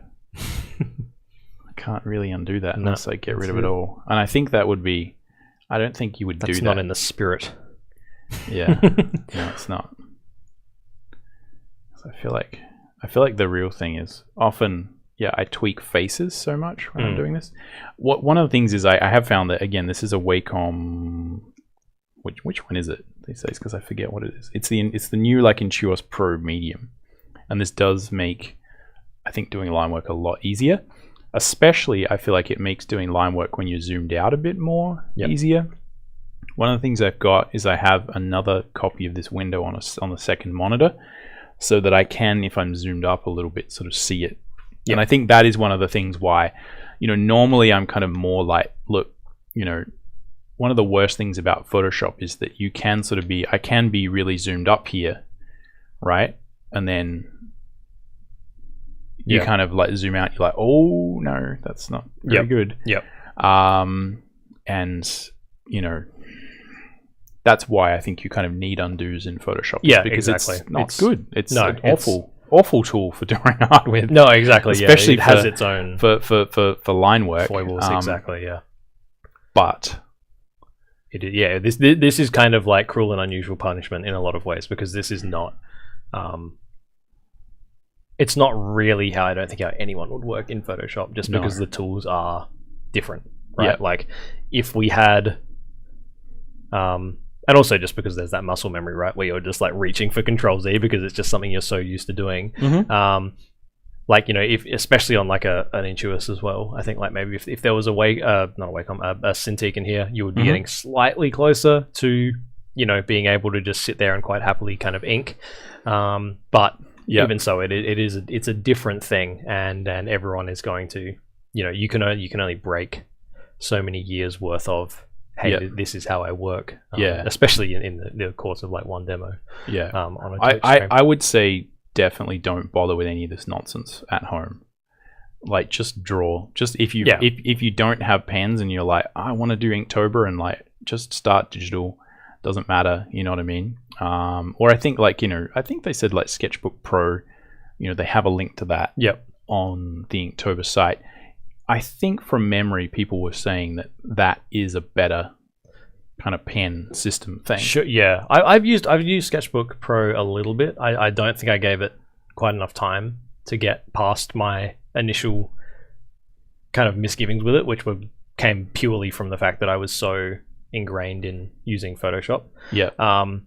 But it feels different. It does definitely feel different, and one thing I didn't like was the thing that it called a pencil, but I did really like the thing that it called a pen. Right. And I mean, actually this brush that you're using at the moment is kind of my best attempt at recreating I'm using a different one. Yeah. Okay. Well, that's fine. The one I'll use is this. I kind of did muck around for a little bit with the brush, which is actually quite close to. I think it originally was a default Photoshop brush. Yeah. And it's much more in kind of visual rather than technique. The closest thing I could find to the sketchbook stuff. Yeah. Because there are some not to like plug software. This Twitch stream too much. We can plug whatever we want. Okay, well, Sketchbook does have some pretty cool. It's a really small thing. The fact that you can actually draw a guide to draw an ellipse and do it with proper stroke weighting is amazing. Yes, and one thing that I do not understand why Photoshop does not have, but it's one of those things. So, chat is saying that you had 20 minutes left as of 5 minutes ago. Undo count. How? Well, this is and you have an undo count as well. Only 2. Ooh, yeah. I haven't noticed any other ones. No other sneaky undos in there. But yeah, I would say I would have really hesitated to want to do this digitally before, like the Intuos Pro. Like I know this is my Intuos Pro, and I do count 3. That's 3. God damn it. Yeah. Yeah, because I feel like it does really, it gives you that stability, right? So if you want to get sort of technical about it, it's the thing that allows me to kind of zoom out a bit more and really kind of draw these kind of like more laborious kind of lines. Yeah, totally. That is, that's often one of the things that Photoshop really wasn't good at initially. Yeah. You'd sort of be like, then it would go like, whoa. It would, yeah. You can undo that. I'm going to do that. that. Thanks. It's a free one. Yeah. Yeah, no, totally. I agree. That's something that, I'm not sure what causes it. It's some sort of weird resolution interpolation thing, but it sucks. Yeah. And yeah, it's, I'm curious. I've never actually tried these new ones out. I've always been using the old archaic ones with a mere 4,000 levels of sensitivity. Yeah. I look forward to the. Well, I think it's also I'm sure there's some other stuff going on. Yeah, there's some other stuff, but I think it is also just the felt tipness of even the standard sort of tips are a bit more, bit more forgiving. Yeah, that is one thing that I swear by. As you noticed, this one is pretty worn down. I'm actually curious if you want to have a go with that pen there, because that's the one that I use that I swear by, which does not have the extra sensitivity, but it does have a felt tip. Just kind of curious if you actually can feel any. Oh yeah, no, I can feel. It's not. If we could do a double blind, I would. I don't doubt that you would pick it immediately, because that's one thing that you swear by that I've always been convinced is just. Yeah, you being. This one is good, and I think it has a lot of those same qualities whereby you can really. He said. You can really, yeah. He's uncomfortable. Undo all that. Yeah, that's interesting. The thing that this will have, the difference is, right, you see if I have this pencil brush thing, is if I'm kind of going faint like I am here, I feel like it takes a lot more control, right? Whereas with this one, it has so much more, like, like if I'm kind of like, like I can get those really fine lines. Yep. That is probably also set to quite soft, because I have a very soft setting on my pens for Wacom's, but I was just curious to kind of see if it was like one of those things. But it's definitely that is a good setup, because it has it's got the felt tip sort of thing, and that's kind of I think that's pretty good. But this just gives you that control where I feel like I'm much more relaxed. Sure. Because. Yeah, no, I'll give that new one a go, because I'm curious, because it's just my for obviously this is not very close to the camera, but for the pen I use is the classic pen, which is much thinner. The main reason I use it is because the actual physical pen is thinner. It's much closer to just a normal everyday felt tip pen. I don't like the big fat end on the normal Wacom pens. It makes me feel like I'm holding a crayon, and I just kind of it's not something that I like. This is something that allows me to just get that normal kind of pen feel. I also feel like the buttons are in a slightly better place, and these ones don't randomly snap in half, which is something that I have issue with. I have broken so many Wacom pens. I think I grip the pen really tightly, and there's those normal ones have got that seam in the middle, and eventually once that goes, the whole thing just like I've had pens like literally disintegrate in my hand, because once that main thing goes, they just fall apart. I've got, I think, 3 pens at home that are held together with duct tape. So that's just me, obviously. But I think that is just you. I have found that these pens don't break. I've never broken one of these pens by doing that. I have stepped on one before and that broke, but so I wouldn't recommend trying that. But yeah, for me, these classic pens I much prefer. But they do have slightly less sensitivity. But again, I'm just one of those gluttons for punishment where I'm just like, I don't know the difference, so I just use whatever and keep hacking away at it until it looks good. So it's one of those horses for courses, but worth having a look at the different options, just like because I know I've also had a few students as well where they've started using, for instance, a Intuos, and it's been like they've never used any sort of digital input before, and they've really struggled with just getting what they want on the screen. Totally. And I can remember when I used my first Intuos, it was very much like riding a bike, where you fall off and you fall off and you fall off, and then eventually you get it, and after that it just clicks and you're totally fine. Yeah, like it can take a week. And I can remember the Intuos the first one I bought, which I think was a 3, what was bought for me by my generous parents for my birthday, because I couldn't afford it, it came with a little CD that had a bunch of exercises on it. of like, I think it was like, draw a circle and then put a cross through the circle and just do that over and over again. And I did that like every day, all the time, mostly because I couldn't really draw and I didn't want to screw up. And so I was like, I can do the exercises. So I just did them. But I think that really helped. And that's actually something I get my students to do as well. But I digress. I've had some students who have really struggled with intuises, and then as soon as they get a Cintiq, they're away. And it's like the difference in them being able to, it's like literally they can draw, they can't draw. And it was like, I'd never really seen that before until I started teaching. And I was like, I was amazed because I was like, I had a few students where I was just like, okay, I think there's some like fundamental drawing things here that need to be fixed. But it turned out it was actually just like, hey, I can't do this on an Intuos.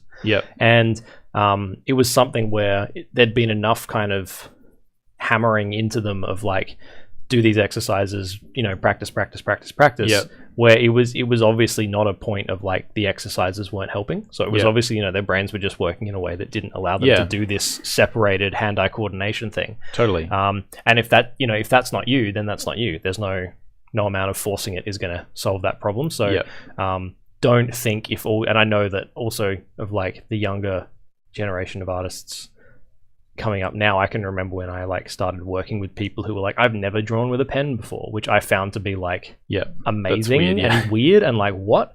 And they're like, well, I've never had to. Like, there's these tools here now that allow me to do my art without ever having to touch a pen, and I just don't draw with a pen anymore. And I think, as we get further and further into the future, that's going to become more and more prevalent.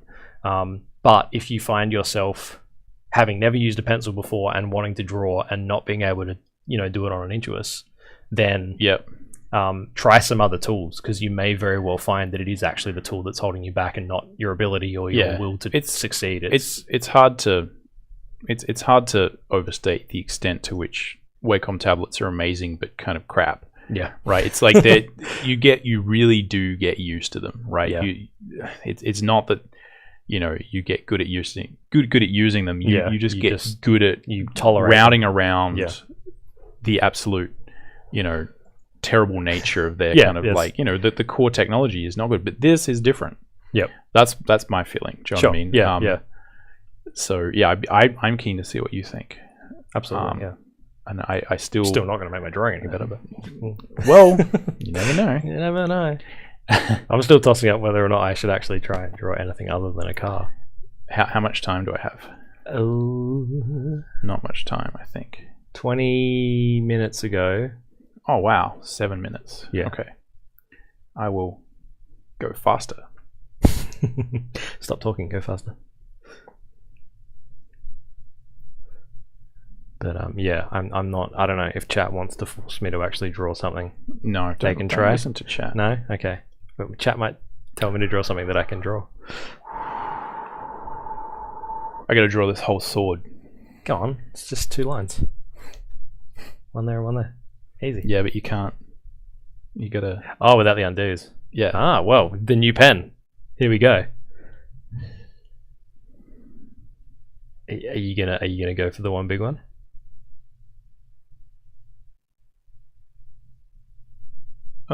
That's not very good. It's there. It's there. You can always.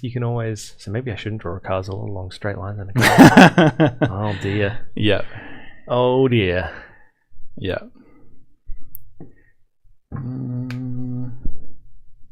I feel like that's pretty good. She could, if you make her like a really raggedy barbarian, she can have a real.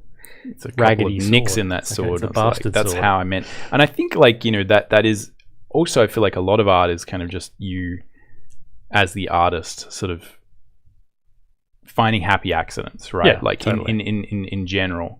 And one of the really good things about sort of inking is that you're kind of forced to do that, right? Like to a fairly high degree. Yeah, absolutely. And yeah, it's sort of really useful to kind of just sort of say, yeah, no, this is a raggedy barbarian sword, you know what I mean?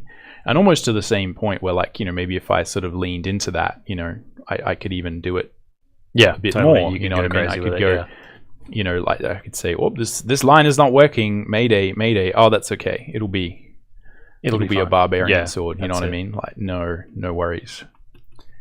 So I wonder whether I've drawn a hand too big. I think I have. 5 minutes to go.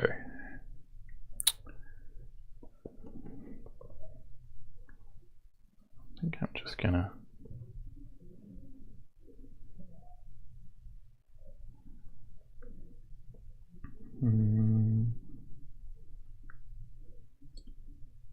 So we erase out these bits. I just need to draw. So again, I got to figure out what am I doing. This is the focus. This is where the focus has to come back. This is, yeah. Chat says the hand looks fine. It's only because hand purgatory is what kills time. Yes, it is very true. I noticed you didn't draw her feet. No, I didn't draw her feet. I feel like feet purgatory is often worse than hand purgatory. I've spent a lot more time groveling at the feet of my own drawings. Yeah, literally. I'm gonna erase this because I feel like it is no good. I didn't need to do that, or I need to design it a bit better. And I'm like, why did I? I do respect the fact that you are maintaining your pen size whilst negative. Well, I would totally have just made that way bigger. Yeah. And just been like, whoop. The problem is then I'll have to get it back to the same. You don't have an action for that? No, I don't. Oh man. Yeah. All right. How many minutes do I have now? Ooh, 3 minutes. Oh, 4? Well, it's 8. We got 8:07 on this clock, and you started it. Yes, I'd say. Well, you can have 4 if you want. I'm going to be asking for as many like handouts as I possibly can when I do mine, so I'm not going to be. Yeah, not going to be a bastard now to you. Stickler for, yeah. Not going to be a stickler for the rules, that's for sure. No. That's good. All right. So I have.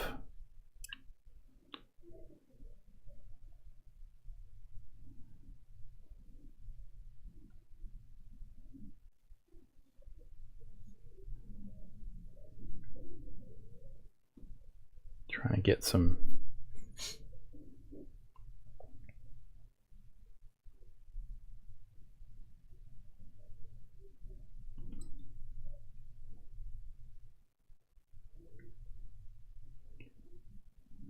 So yeah. Sorry, I'm being quiet because I'm still having this internal debate with myself as to what am I going to do. What am I going to do? I think I know because I had this initial idea of. I think you go for gold. Go for gold. Go for the. Wait, yeah. Do you mean do the easy thing or do the hard thing? No, do the hard thing. Oh, okay. See, what I was going to do was the hard thing for me is I was going to do a car and its driver. And I'm feeling like is that maybe just too much content to bite off. But what I might do is I'll start with the car and I will pencil the driver in, and then we will see where we get to with inking. Because I can always flub the driver and make him a silhouette or something. Yeah. So, if in doubt, black it out. That's it. Who said that? You did just then. No, I don't know. Wally Wood. Okay. That's again a good inker from the. So this, you're one of those people that you remember people's names. I just don't know. Really? I don't know anyone. That's the thing is I look at the art. I go, I like that. That's awesome, and I remember it when I see it, but I don't know the people, and I forget names, as my students will attest to, as of this very morning when I came back from a 2-week break and had immediately forgotten all of my students' names again. So I apologize to any one of my students who might be watching, but it's what happens. I don't know. There's something wrong with my brain, which we all knew anyway, but it has manifested itself in me not being able to remember anyone's name ever. Isn't that right, Simon? It's almost finished. We're reaching for the finish thing. What? You keep going until the screen goes black. Well, I keep going until when Rick comes and grabs the pen out of your hand, jumps across that table. Well, I feel like my thing is like distinctly lacking blackness. Like it could really do with just a little bit of. Some spotting of blacks, but I'm like, I've probably left it a bit late. But yeah, and this is one of the reasons I don't do lots of inking live on the internet. Live on the internet. Yeah. Is that finished? Rick is holding up a piece of paper that says, "You finished." What does that mean, though? He might just be asking you politely to finish. I think he's Please finish. That's the when first you feel warning. like it. Yeah, that's the first warning, right? I can still keep drawing. Just keep going. That's fine. Yeah, I don't think that's helping my drawing at all. Yeah. Turning a layer off is not an undo. No. So I'm just going to keep making new layers with every brush stroke. Yeah. I just wanted to add some more bit of movement. Bit of movement. Yeah, so it's not sort of quite so empty. Mm-hmm. But anyway, I'll stop. If I put my signature on it, then it'll be over. Don't misspell your name though, because there's no undos.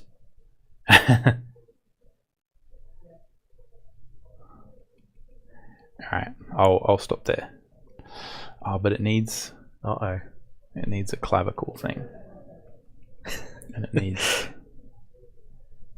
you'll be glad that you two have these last few cheaty moments. Right. That's good, because the more time you take, the less time there is for me. That's true. I have an excuse when mine looks like a pile of crap. There's my Inktober ish thing.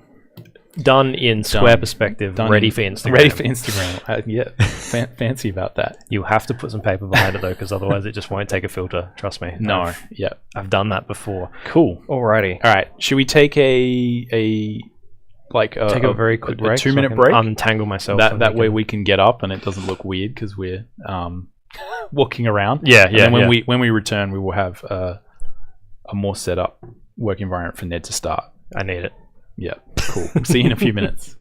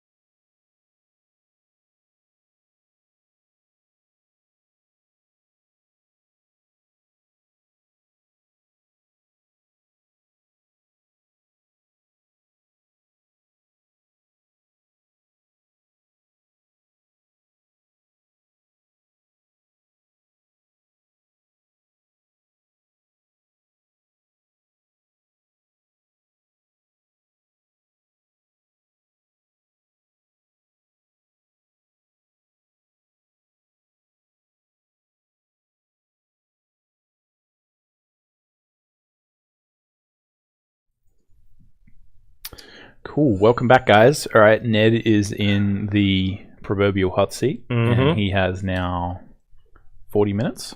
Starting from now. Yeah, starting from now. So that means we will... It is 8:16, so we'll end at 8... No undos. 56. Yeah, so no undos. Well, you can just... Or 3. Yeah, 3. I used 3, so... So I'm gonna start off penciling the same way that Tim did. Yep. Yeah. And you're going to be drawing a car. I'm going to draw a car of sorts. It's going to be a floating car, and a massive surprise to absolutely no one. Because wheels are really hard to draw, especially when you can't undo them. But I was. You know what I am going to do though, just because. I've got white on here, don't I? Oh, but no. It's low opacity. These are you could do eraser. Yeah. Oh, that's okay. This is the pencil one. I was going to do it from the back, but no, I'm not. I would say. I feel like I have more to lose. Because I'm a comic book artist, quote unquote. So I feel like if I can't do this, like there's something seriously wrong with me. Whereas I feel like you can, if you do it digitally and you don't, you can use undos. I'm less worried. Whereas I feel like I really should. This is a thing of pride. It's a matter of personal pride.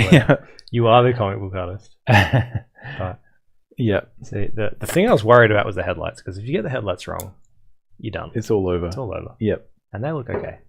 So I'm pretty happy.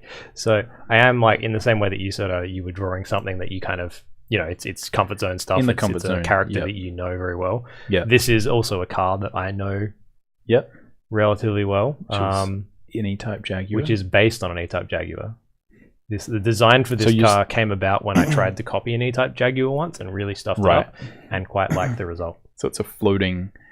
quasi-futuristic Ned Rogers. It's a specific car from the personal IP that I'm currently developing. It's the car of the villain.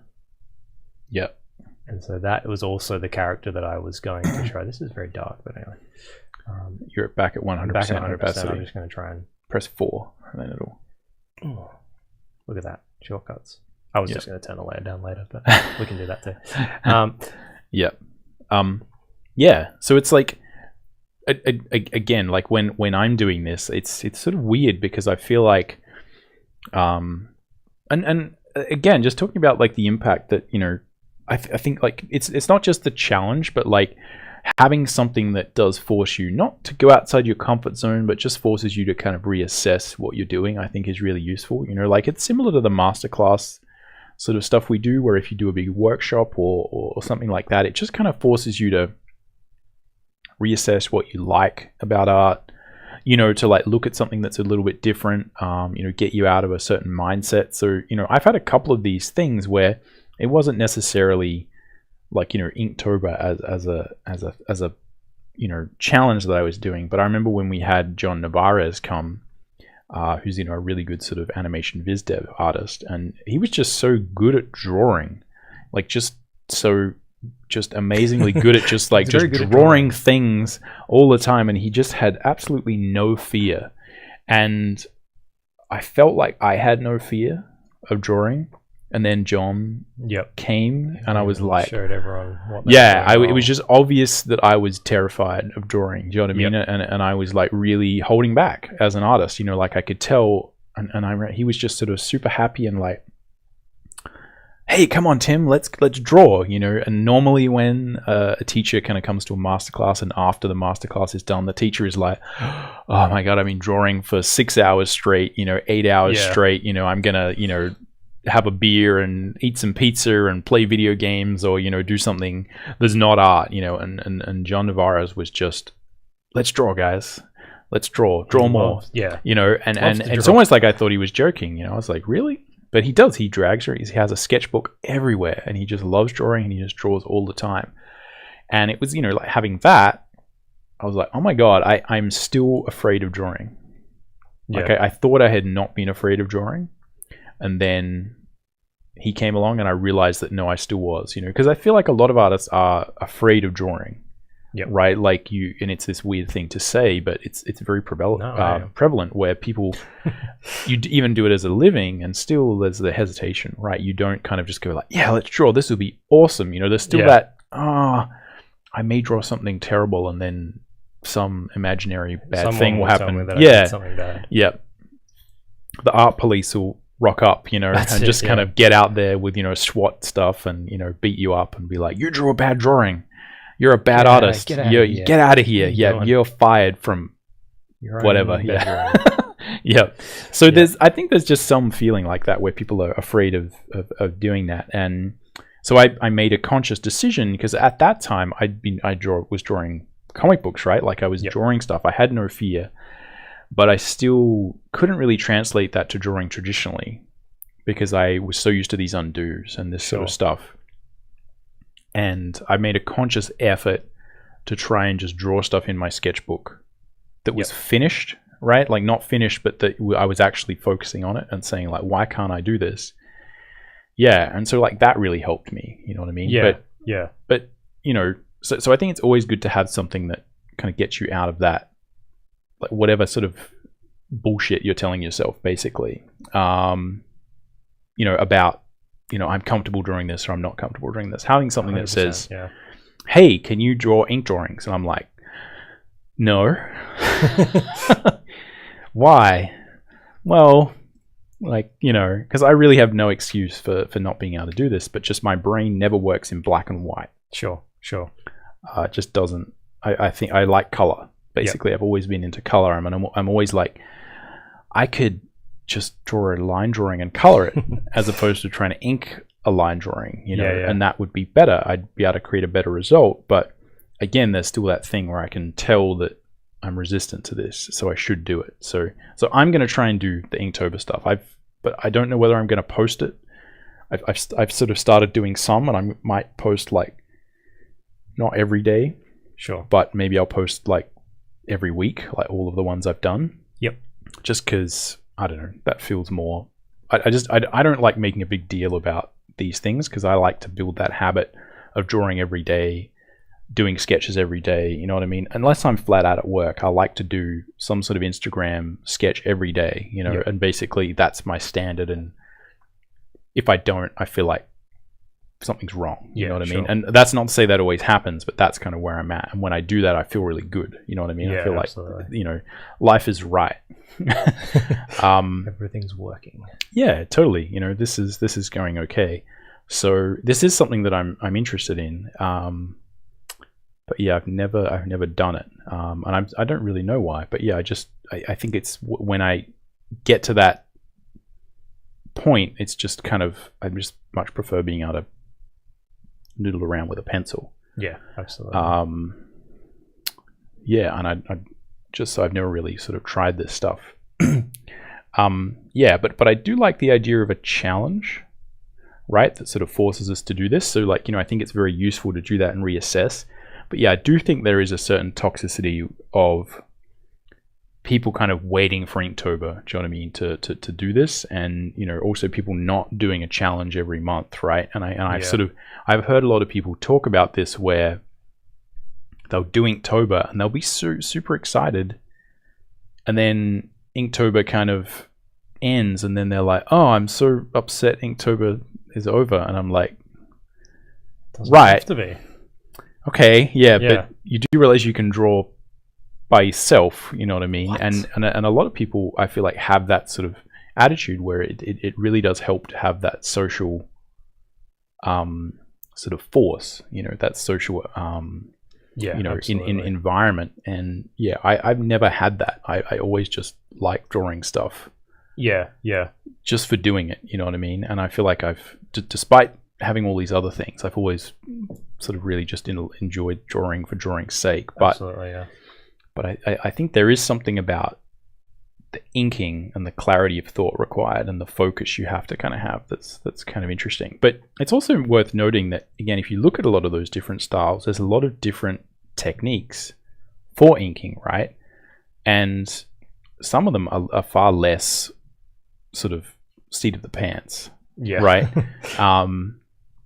And I think often what happens is, I'll look at, someone like the Karl Kopinski, sort of, that sort of the Kim Jong-ji, sort of just fluid, direct approach to drawing, and that's kind of what appeals to me normally. Yeah.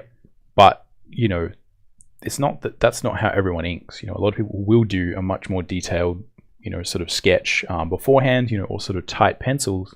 And for a lot of people, the inking is a very sort of meditative process where they've kind of done the initial drawing. That's all kind of, pretty much sorted.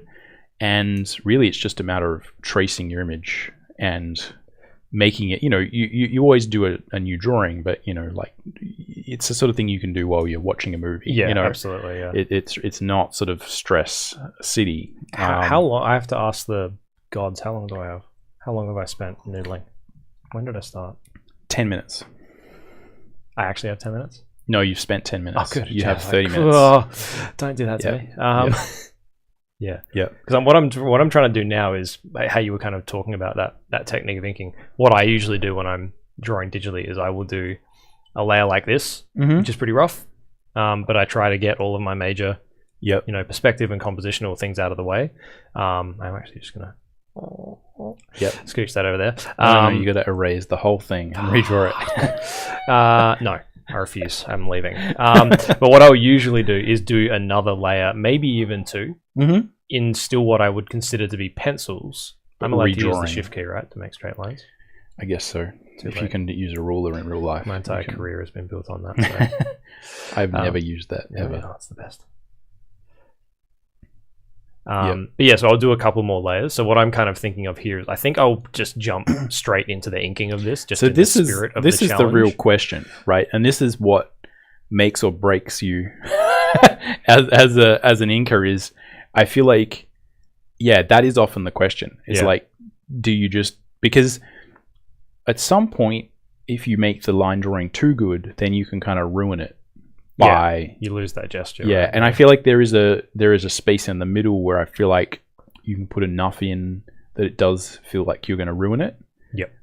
But you kind of haven't put in enough that you can really relax while you're doing the inking. Yeah, because I like to relax when I'm doing the inking. I don't like thinking about it. It becomes much more like a coloring book or something for me, where I'm just like, okay, I'm happy with this. It's all good.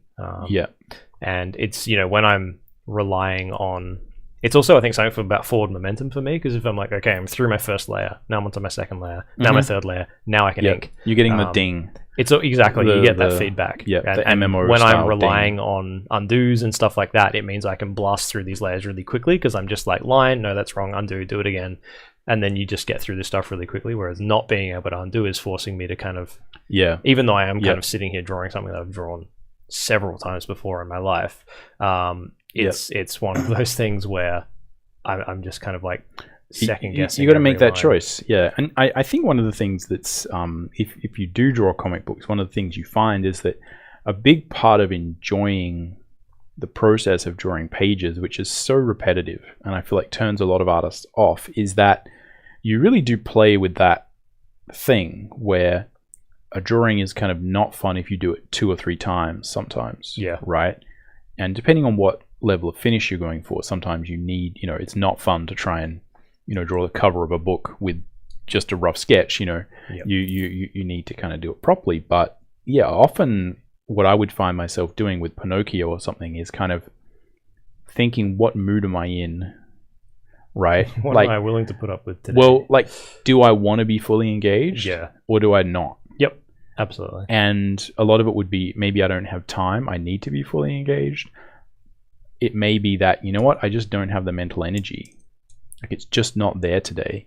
But I need to draw. So in that case, it would be a matter of like, let me, redraw this thing a million times, make sure it's fully sorted, and then I'll do the inking. And then, like, that would allow me to sort of get through the day. Right. But I think this is really important, and I don't want anyone out there to kind of diminish this and sort of say, oh, there is one way of doing it or another way of doing it. One's right, one's not. It's certainly the case that depending on what you want to feel as you're drawing, the amount of preparatory drawing you do is really important. And you just never really know whether you can do it if you're kind of, if you're up at this level, right? That's it. Yeah. How do you know? And if you put too much work in, then it's like, oh, you either took too much time. Yep. Or it was boring. Yeah, exactly. Yeah.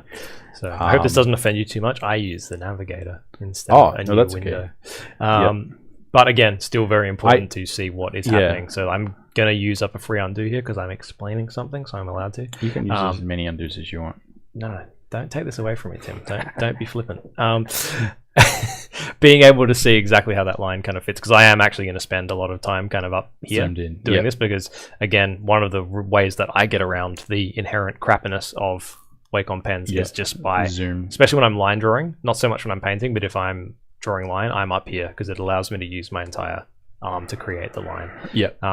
And instead of, you'll see a lot of this too, so I apologize if anyone gets motion sick, but it's one of those things that just kind of helps me figure this stuff out. So what I'm going to do first, just so we even know if this is worth looking at for the rest of the show, is try and do some of these big sweeping lines, which I could potentially just really screw up. So this is the kind of thing where if you're doing this digitally, hang on, I fucked it up. Breathe in, breathe out. It's gone. You can undo it. No, I'm not going to undo it. I'm just going to go over it.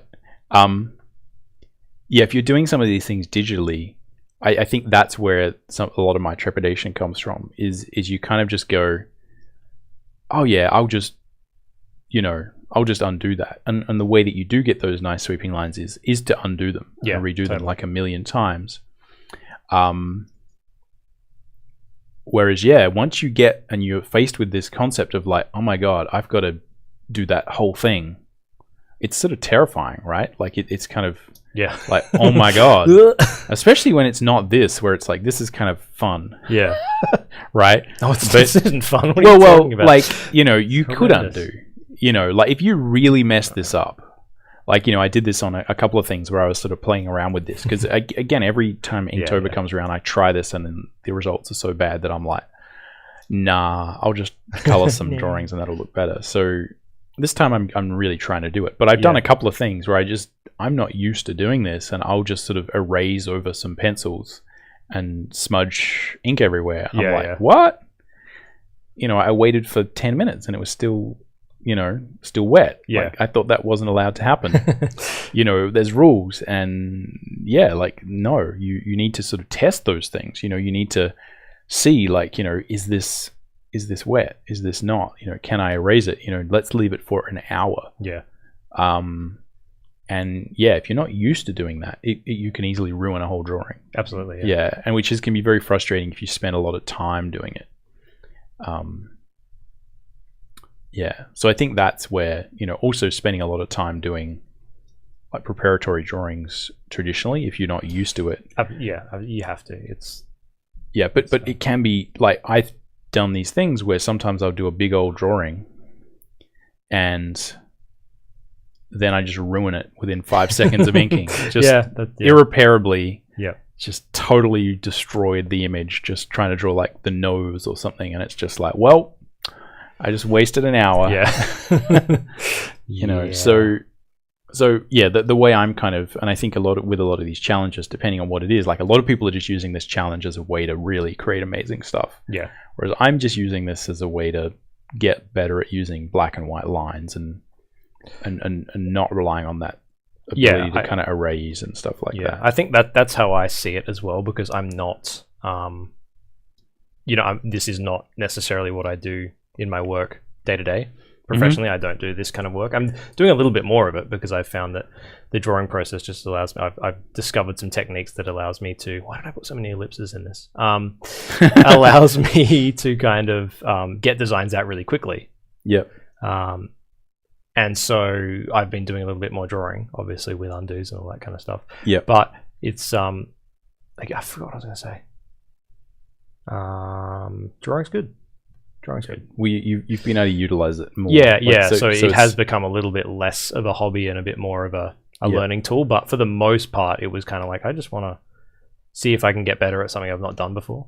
Which is, I just like, I do that with a lot of things. I'm one of those kind of people who just like tries to fix random things and just like, I wonder how this works, and nope, I broke it. Okay, fair enough. Yeah, and this is one of those things as well where I'm just like, that's not what a turbocharger looks like. Idiot. So now you got to pretend that this was all how you. It's some sort of spacey thing. I'm just making it up. It's like, oh, don't tell anyone. So it's one of those where Inktober just started off as this like weird little thing that I like to do, and then it's becoming a little bit more of a tool for me now, where I'm like, well, let's see if I can feel like what makes a good black and white drawing a good black and white drawing, right? Like, and compositionally, it's great because you are just thinking in terms of black and white and pure shape, and all that kind of stuff. Yeah, totally. Also, Rick, can you just give me like 5-minute warnings, because I will totally just get lost in 20 minutes left. 20 minutes left. Okay. Yeah. I was gonna start a timer and I forgot. And just call time. No, don't do that. Tell me before time. No, you can just call time. Oh, right. And I'll tell you how much you got left. Okay. Yeah, you got 20 minutes left. Cool. 19. Shit. Yeah. Well, I think that again, because so much concept art kind of is about photo bashing these days, basically. I mean, I know it's more complicated than that, but that's the easiest way to say it, right? Is that a lot of it is more about combining photos, even if you don't do a lot of that, right? It's more about that sort of thing than it is kind of absolutely, that's a fair statement. Drawing everything out. That people often, and especially because you get such a direct response with doing kind of speed paintings and things like that, you get so much stuff happening that I think often students and people starting out underestimate the utility of line drawing as a design tool and as a presentation tool. Yeah. Right. So one of the really good things about line, and I think one of the reasons that it's useful, and I use a lot of line, I just don't do it with ink, right? Yeah. it sounds like a really sort of minor difference, but I never actually do it where it's kind of like, I'm trying to get this super clean look, right? I'm always coloring it, right? So my stuff, always is like, has color in it. And I never think about the black and white nature of it. But yeah, so often, if you're working in line, it's just clear, right? Yeah, like absolutely. And once you do the line drawing from a design perspective, you're kind of done. Yeah. Like everything that you add after that point sort of... It's just finish. It's just adding it. It's just plussing the drawing. And that it's going to be very clear to whoever needs to model that design or see that design what it is. You know what I mean? It's the simplest kind of sort of form of just being, like very direct. Yeah, absolutely. And yeah, a lot of people kind of... I feel like it's insofar as like the modern concept art sort of where it is, right? The current milieu, right? The current sort of zeitgeist of concept art is that what you get a lot of is kind of mushiness, right? Yes. Like undefined stuff. And I think that makes its way a little bit into actual films, right? Because in VFX, like you can actually manifest that nothingness. Yeah. With sort of... Mush it out. Yeah, just kind of... Bunch of fog. Yeah, like a lot of fog or, sort of particle effects or, sort of just, like designing characters and things that are kind of more about particle effects and, sort of glowiness versus, actually sort of, designing the form. And I think a lot of the time that's because people are sort of uncomfortable actually defining things. Yeah. Right. And I think a lot of people who are kind of are like currently sort of coming up learning sort of painting and photo bashing and that sort of stuff is the thing that doesn't do well is actually defining a thing, right? Like drawing it out. And the great thing about line is that's what it does. Exactly. I mean. So it's really good to have at least a rudimentary understanding of how to do a line drawing and what the benefits are. Because, I've seen even a lot of people who you wouldn't think of as using line actually use line in their process a fair bit just to kind of, as an editing layer.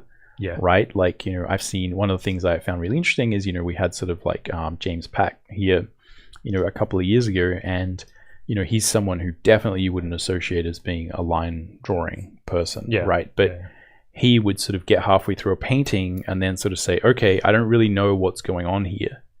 And instead of just kind of, instead of just pushing paint around, he kind of was like sort of zoomed out, right? And sort of did like a drawing, like a still fairly simple, but he really kind of just drew out and be like, okay, I need to figure out what this spaceship actually is. Yeah. And then he used that line drawing to kind of, create a painting from. Or to like, update the painting. And I was like, that makes heaps of sense. Yeah, I still very vividly remember that moment as well. Because he was someone whose work I kind of had followed quite a bit. Yeah. But I'd never seen him do it live. Yeah. It's me starting to try and draw a character. It's really interesting. Yeah. You got 15 minutes left. Alrighty. Yeah. Yeah, so it's like... And the other thing is, again, like a lot of the time you see artists who are actually working on very big properties where line art has nothing to do with the finished result.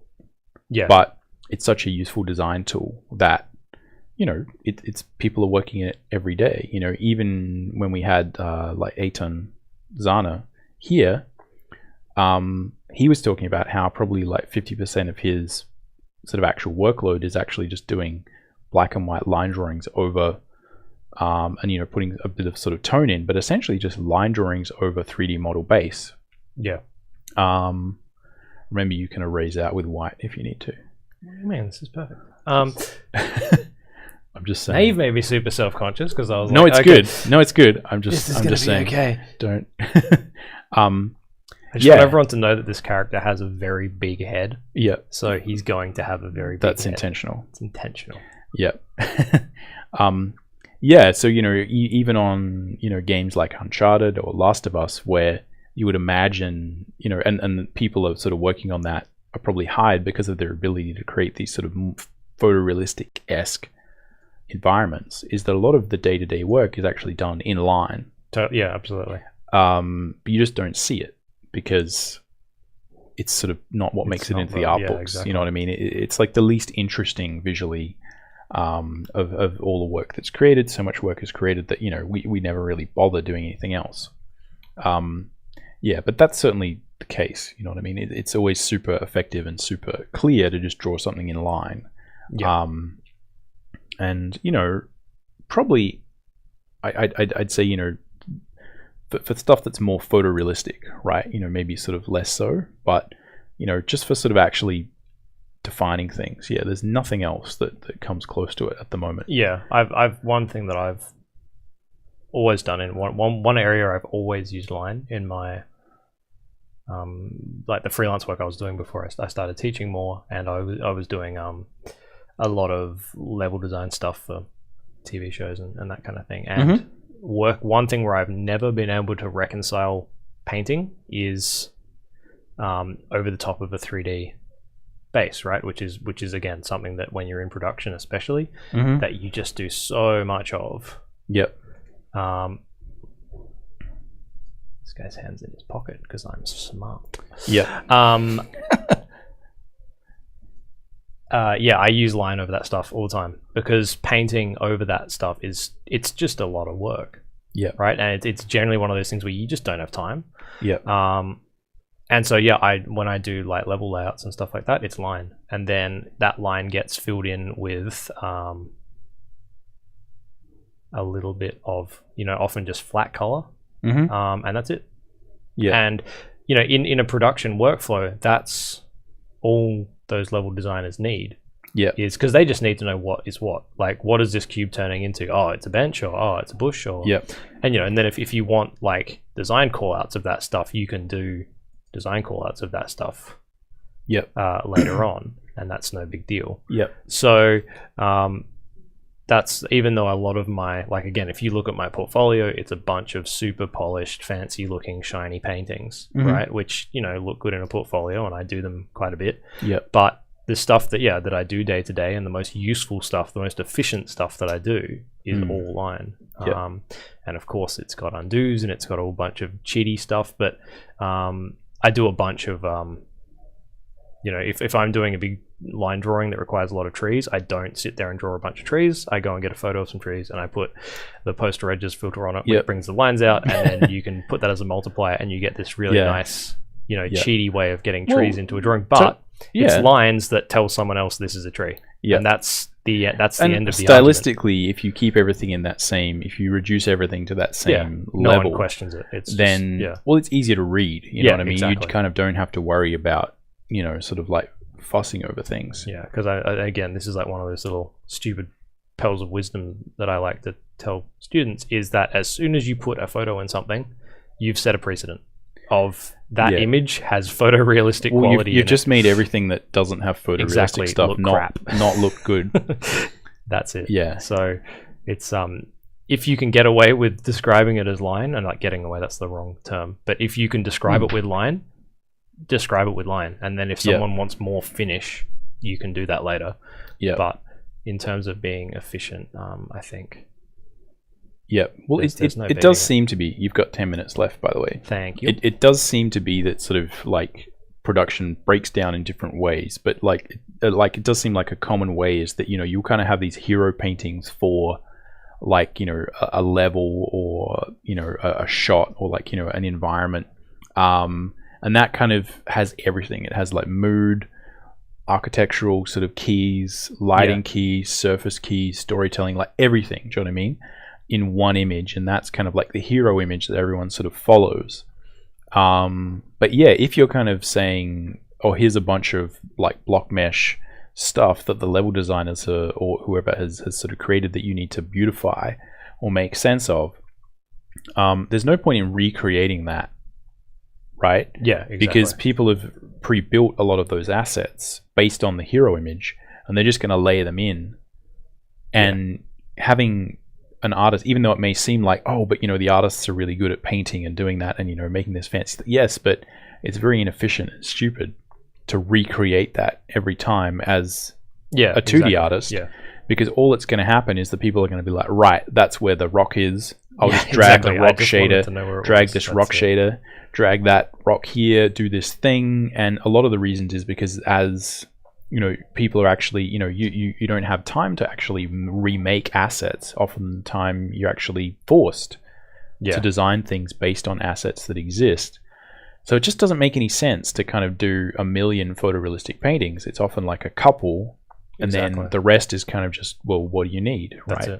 Because as you can see, like no one even knows that half of those line drawings exist, Oh, I was so close to hitting undo there.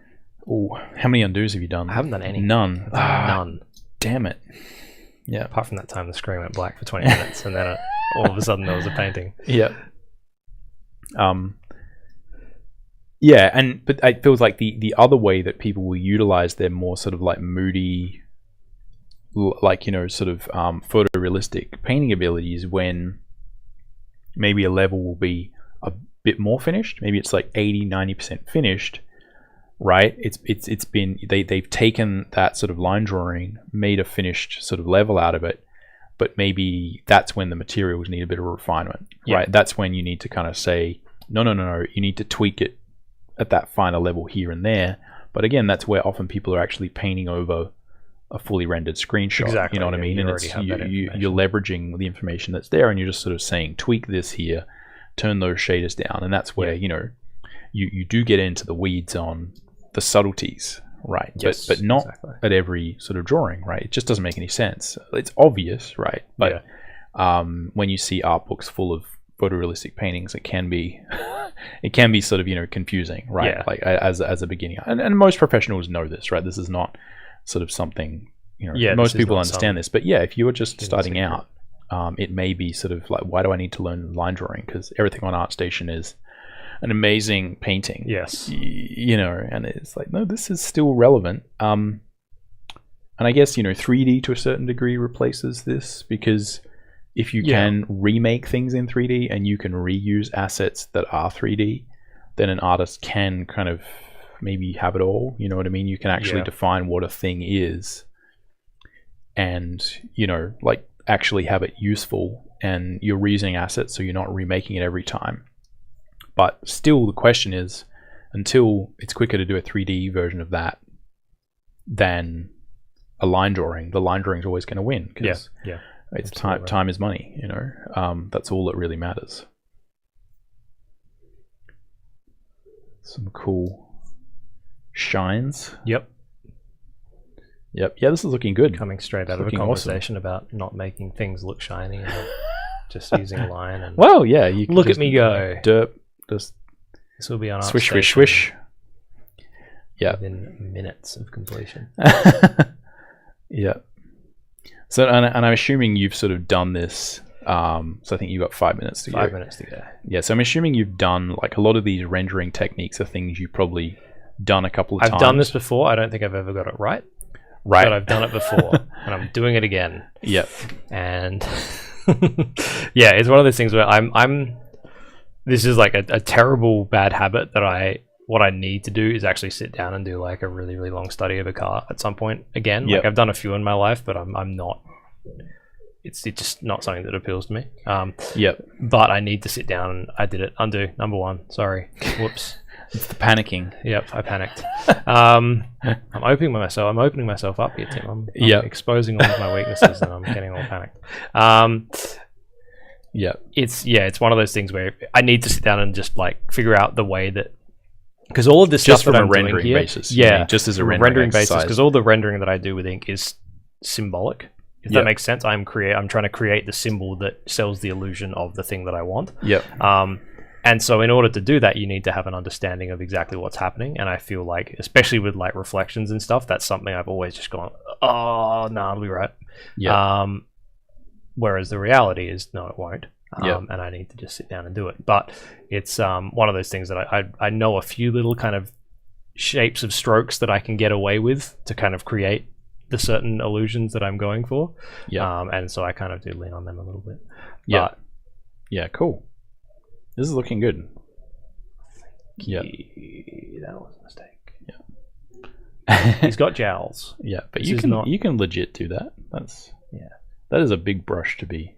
I know. I'm risking a lot, aren't I? If I accidentally just lean on that a bit too hard, it's all over. He's a mechanic, though, so he could just have oil on his face. You got 3 minutes left. Alrighty.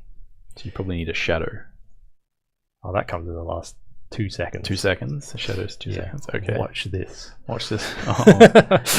Yeah, you're right. I should probably do that. So I feel like, I do feel like you've got a really good handle on, probably because you've done a fair bit of this sort of Inktober stuff, is that, I feel like you have a really good feel of like spotting the blacks and kind of using some of that black, sort of like to actually like plus the image and add sort of design to it, you know what I mean? Where it's kind of, I think the looseness is kind of working.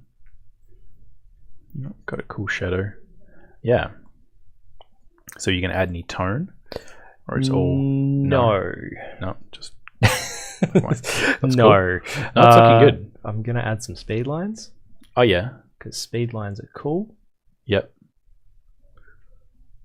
And again, a lot of people would do that kind of stuff with like a whiteout pen or something like that. Yeah, exactly. You wouldn't actually sit there and draw that shape with that profile exactly, which I think is, again, a lot. If you weren't aware that like, hey, photocopying something gets rid of all the weird, gradients and stuff that you get with real ink, you would probably look at someone's like cross-hatched drawing and looking at, again, because like down here is a little explanation. You see all this, this. If you look at any Marvel comic, you see this, but occasionally you will see this as well, and you'll be like, oh god, does that mean I have to actually sit and draw like that edge and that edge and that edge? Is that what they're doing? But of course, no, they're not. They're just going over it in white acrylic or white out, and then when you photograph it, it just all gets crunched to black and white. Now you got to delete that. Oh, that's the wrong button. I apologize. My X is the button I want to press. Impressive.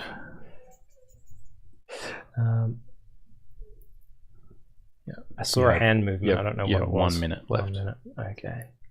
What do you do? It's pretty much done. I think you just draw a sick cloud behind. You do one cloud there, and then you do another cloud behind something, because it creates depth. Gives us the illusion, and then 1 minute left. Here, and you draw Burning signature, which I think looks something like that. Yeah. Close enough? Close enough. Done. Yeah. Woohoo! That's a pretty good... And then you turn that off because no one wants to look at those gross pencils. Yeah. Cool. Yeah. Nice. I'm sweating like a pig. It's hard work, hey. There's doing demos in class where you're like, blah, blah, blah, I have 3 hours. Yeah. And then there's doing a demo, where it's like... And it's live. Live. Oh, boy. Yeah. Everyone's judging you on the internet. Oh, God. Please be gentle. Awesome. So we're done. We are done. Yeah. I think, like, the takeaway from the Inktober stuff is, yes, you should do it. Yeah. But look at it as not just a chance to do 30 drawings and then stop. Yeah. Or 31, I checked in the break. Teaching you to, build good habits. Yeah, there is subtext to that. It's you hopefully will kind of even if it's not ink. It's like find a group of people who are doing the same thing that you're doing. Yep. And use that as your Inktober buddies, right? Like they're your group of Inktober people. Let's 2-up them. Yeah, this is the final one, which we will post on the internet. Someone will post it on the internet. Yeah, I think it looks cool. Again, I feel like you've really handled the more of that what I kind of define as like inking, right? Sure. Where you've sort of got all of the black and white and all that kind of stuff. Whereas I kind of stop here and I'm like, this is where I would add color. Yeah. And make it look better. Yeah, I think that's a good point because I mean to me this is finished. There's nothing more I would do to that apart from fix any mistakes, but I wouldn't touch it further than that. Yeah, but clean line stuff always looks a little bit unfinished. Yeah, and then there's something that you can kind of with yours you can see there's a path forward to that, and I think it's kind of speaks more to the fact that is barring the no undos is kind of your that's what technique. I would do normally. That's what you do normally. So I'm gonna two different approaches to that same thing. Yeah, totally. Yeah. So what are you gonna be doing for the rest of the week before we head out? The rest of the week. Oh man, you're gonna be doing more Inktober's. I'm gonna be doing more Inktober's. Yep. I'm gonna try not to do them ahead of time so that if I get lazy on one night I can just go, I did it. Oh yeah. I just saw how much I screwed up your signature and that just bums me out so much. And apart when we've got obviously a bunch of teaching on and a lot more art direction. Yep. More plein air. Hopefully some plein air. I know a few of the guys are going to go out midweek. I'm not going to be able to do that though because I'm too busy. Old and get tired. But it's I think like this weekend definitely gonna do some more plein air. Gonna get better at that and justify that horrendous price tag. Justify your that's also a good thing that people talk about when it comes to like committing because you spend more money than you're willing to spend, amount of money on something, and then it would be embarrassing if you didn't do more plein air painting. Exactly, I've told everyone now. You do. Everyone on the internet knows. All 10 people in the chat know that. Yes, you're going to need to do more plein air. Go home and also do more drawing on my Cintiq, which I spent too much money on as well. But anyway, justify my purchases. It's okay. That's what life is about. That's the way it goes.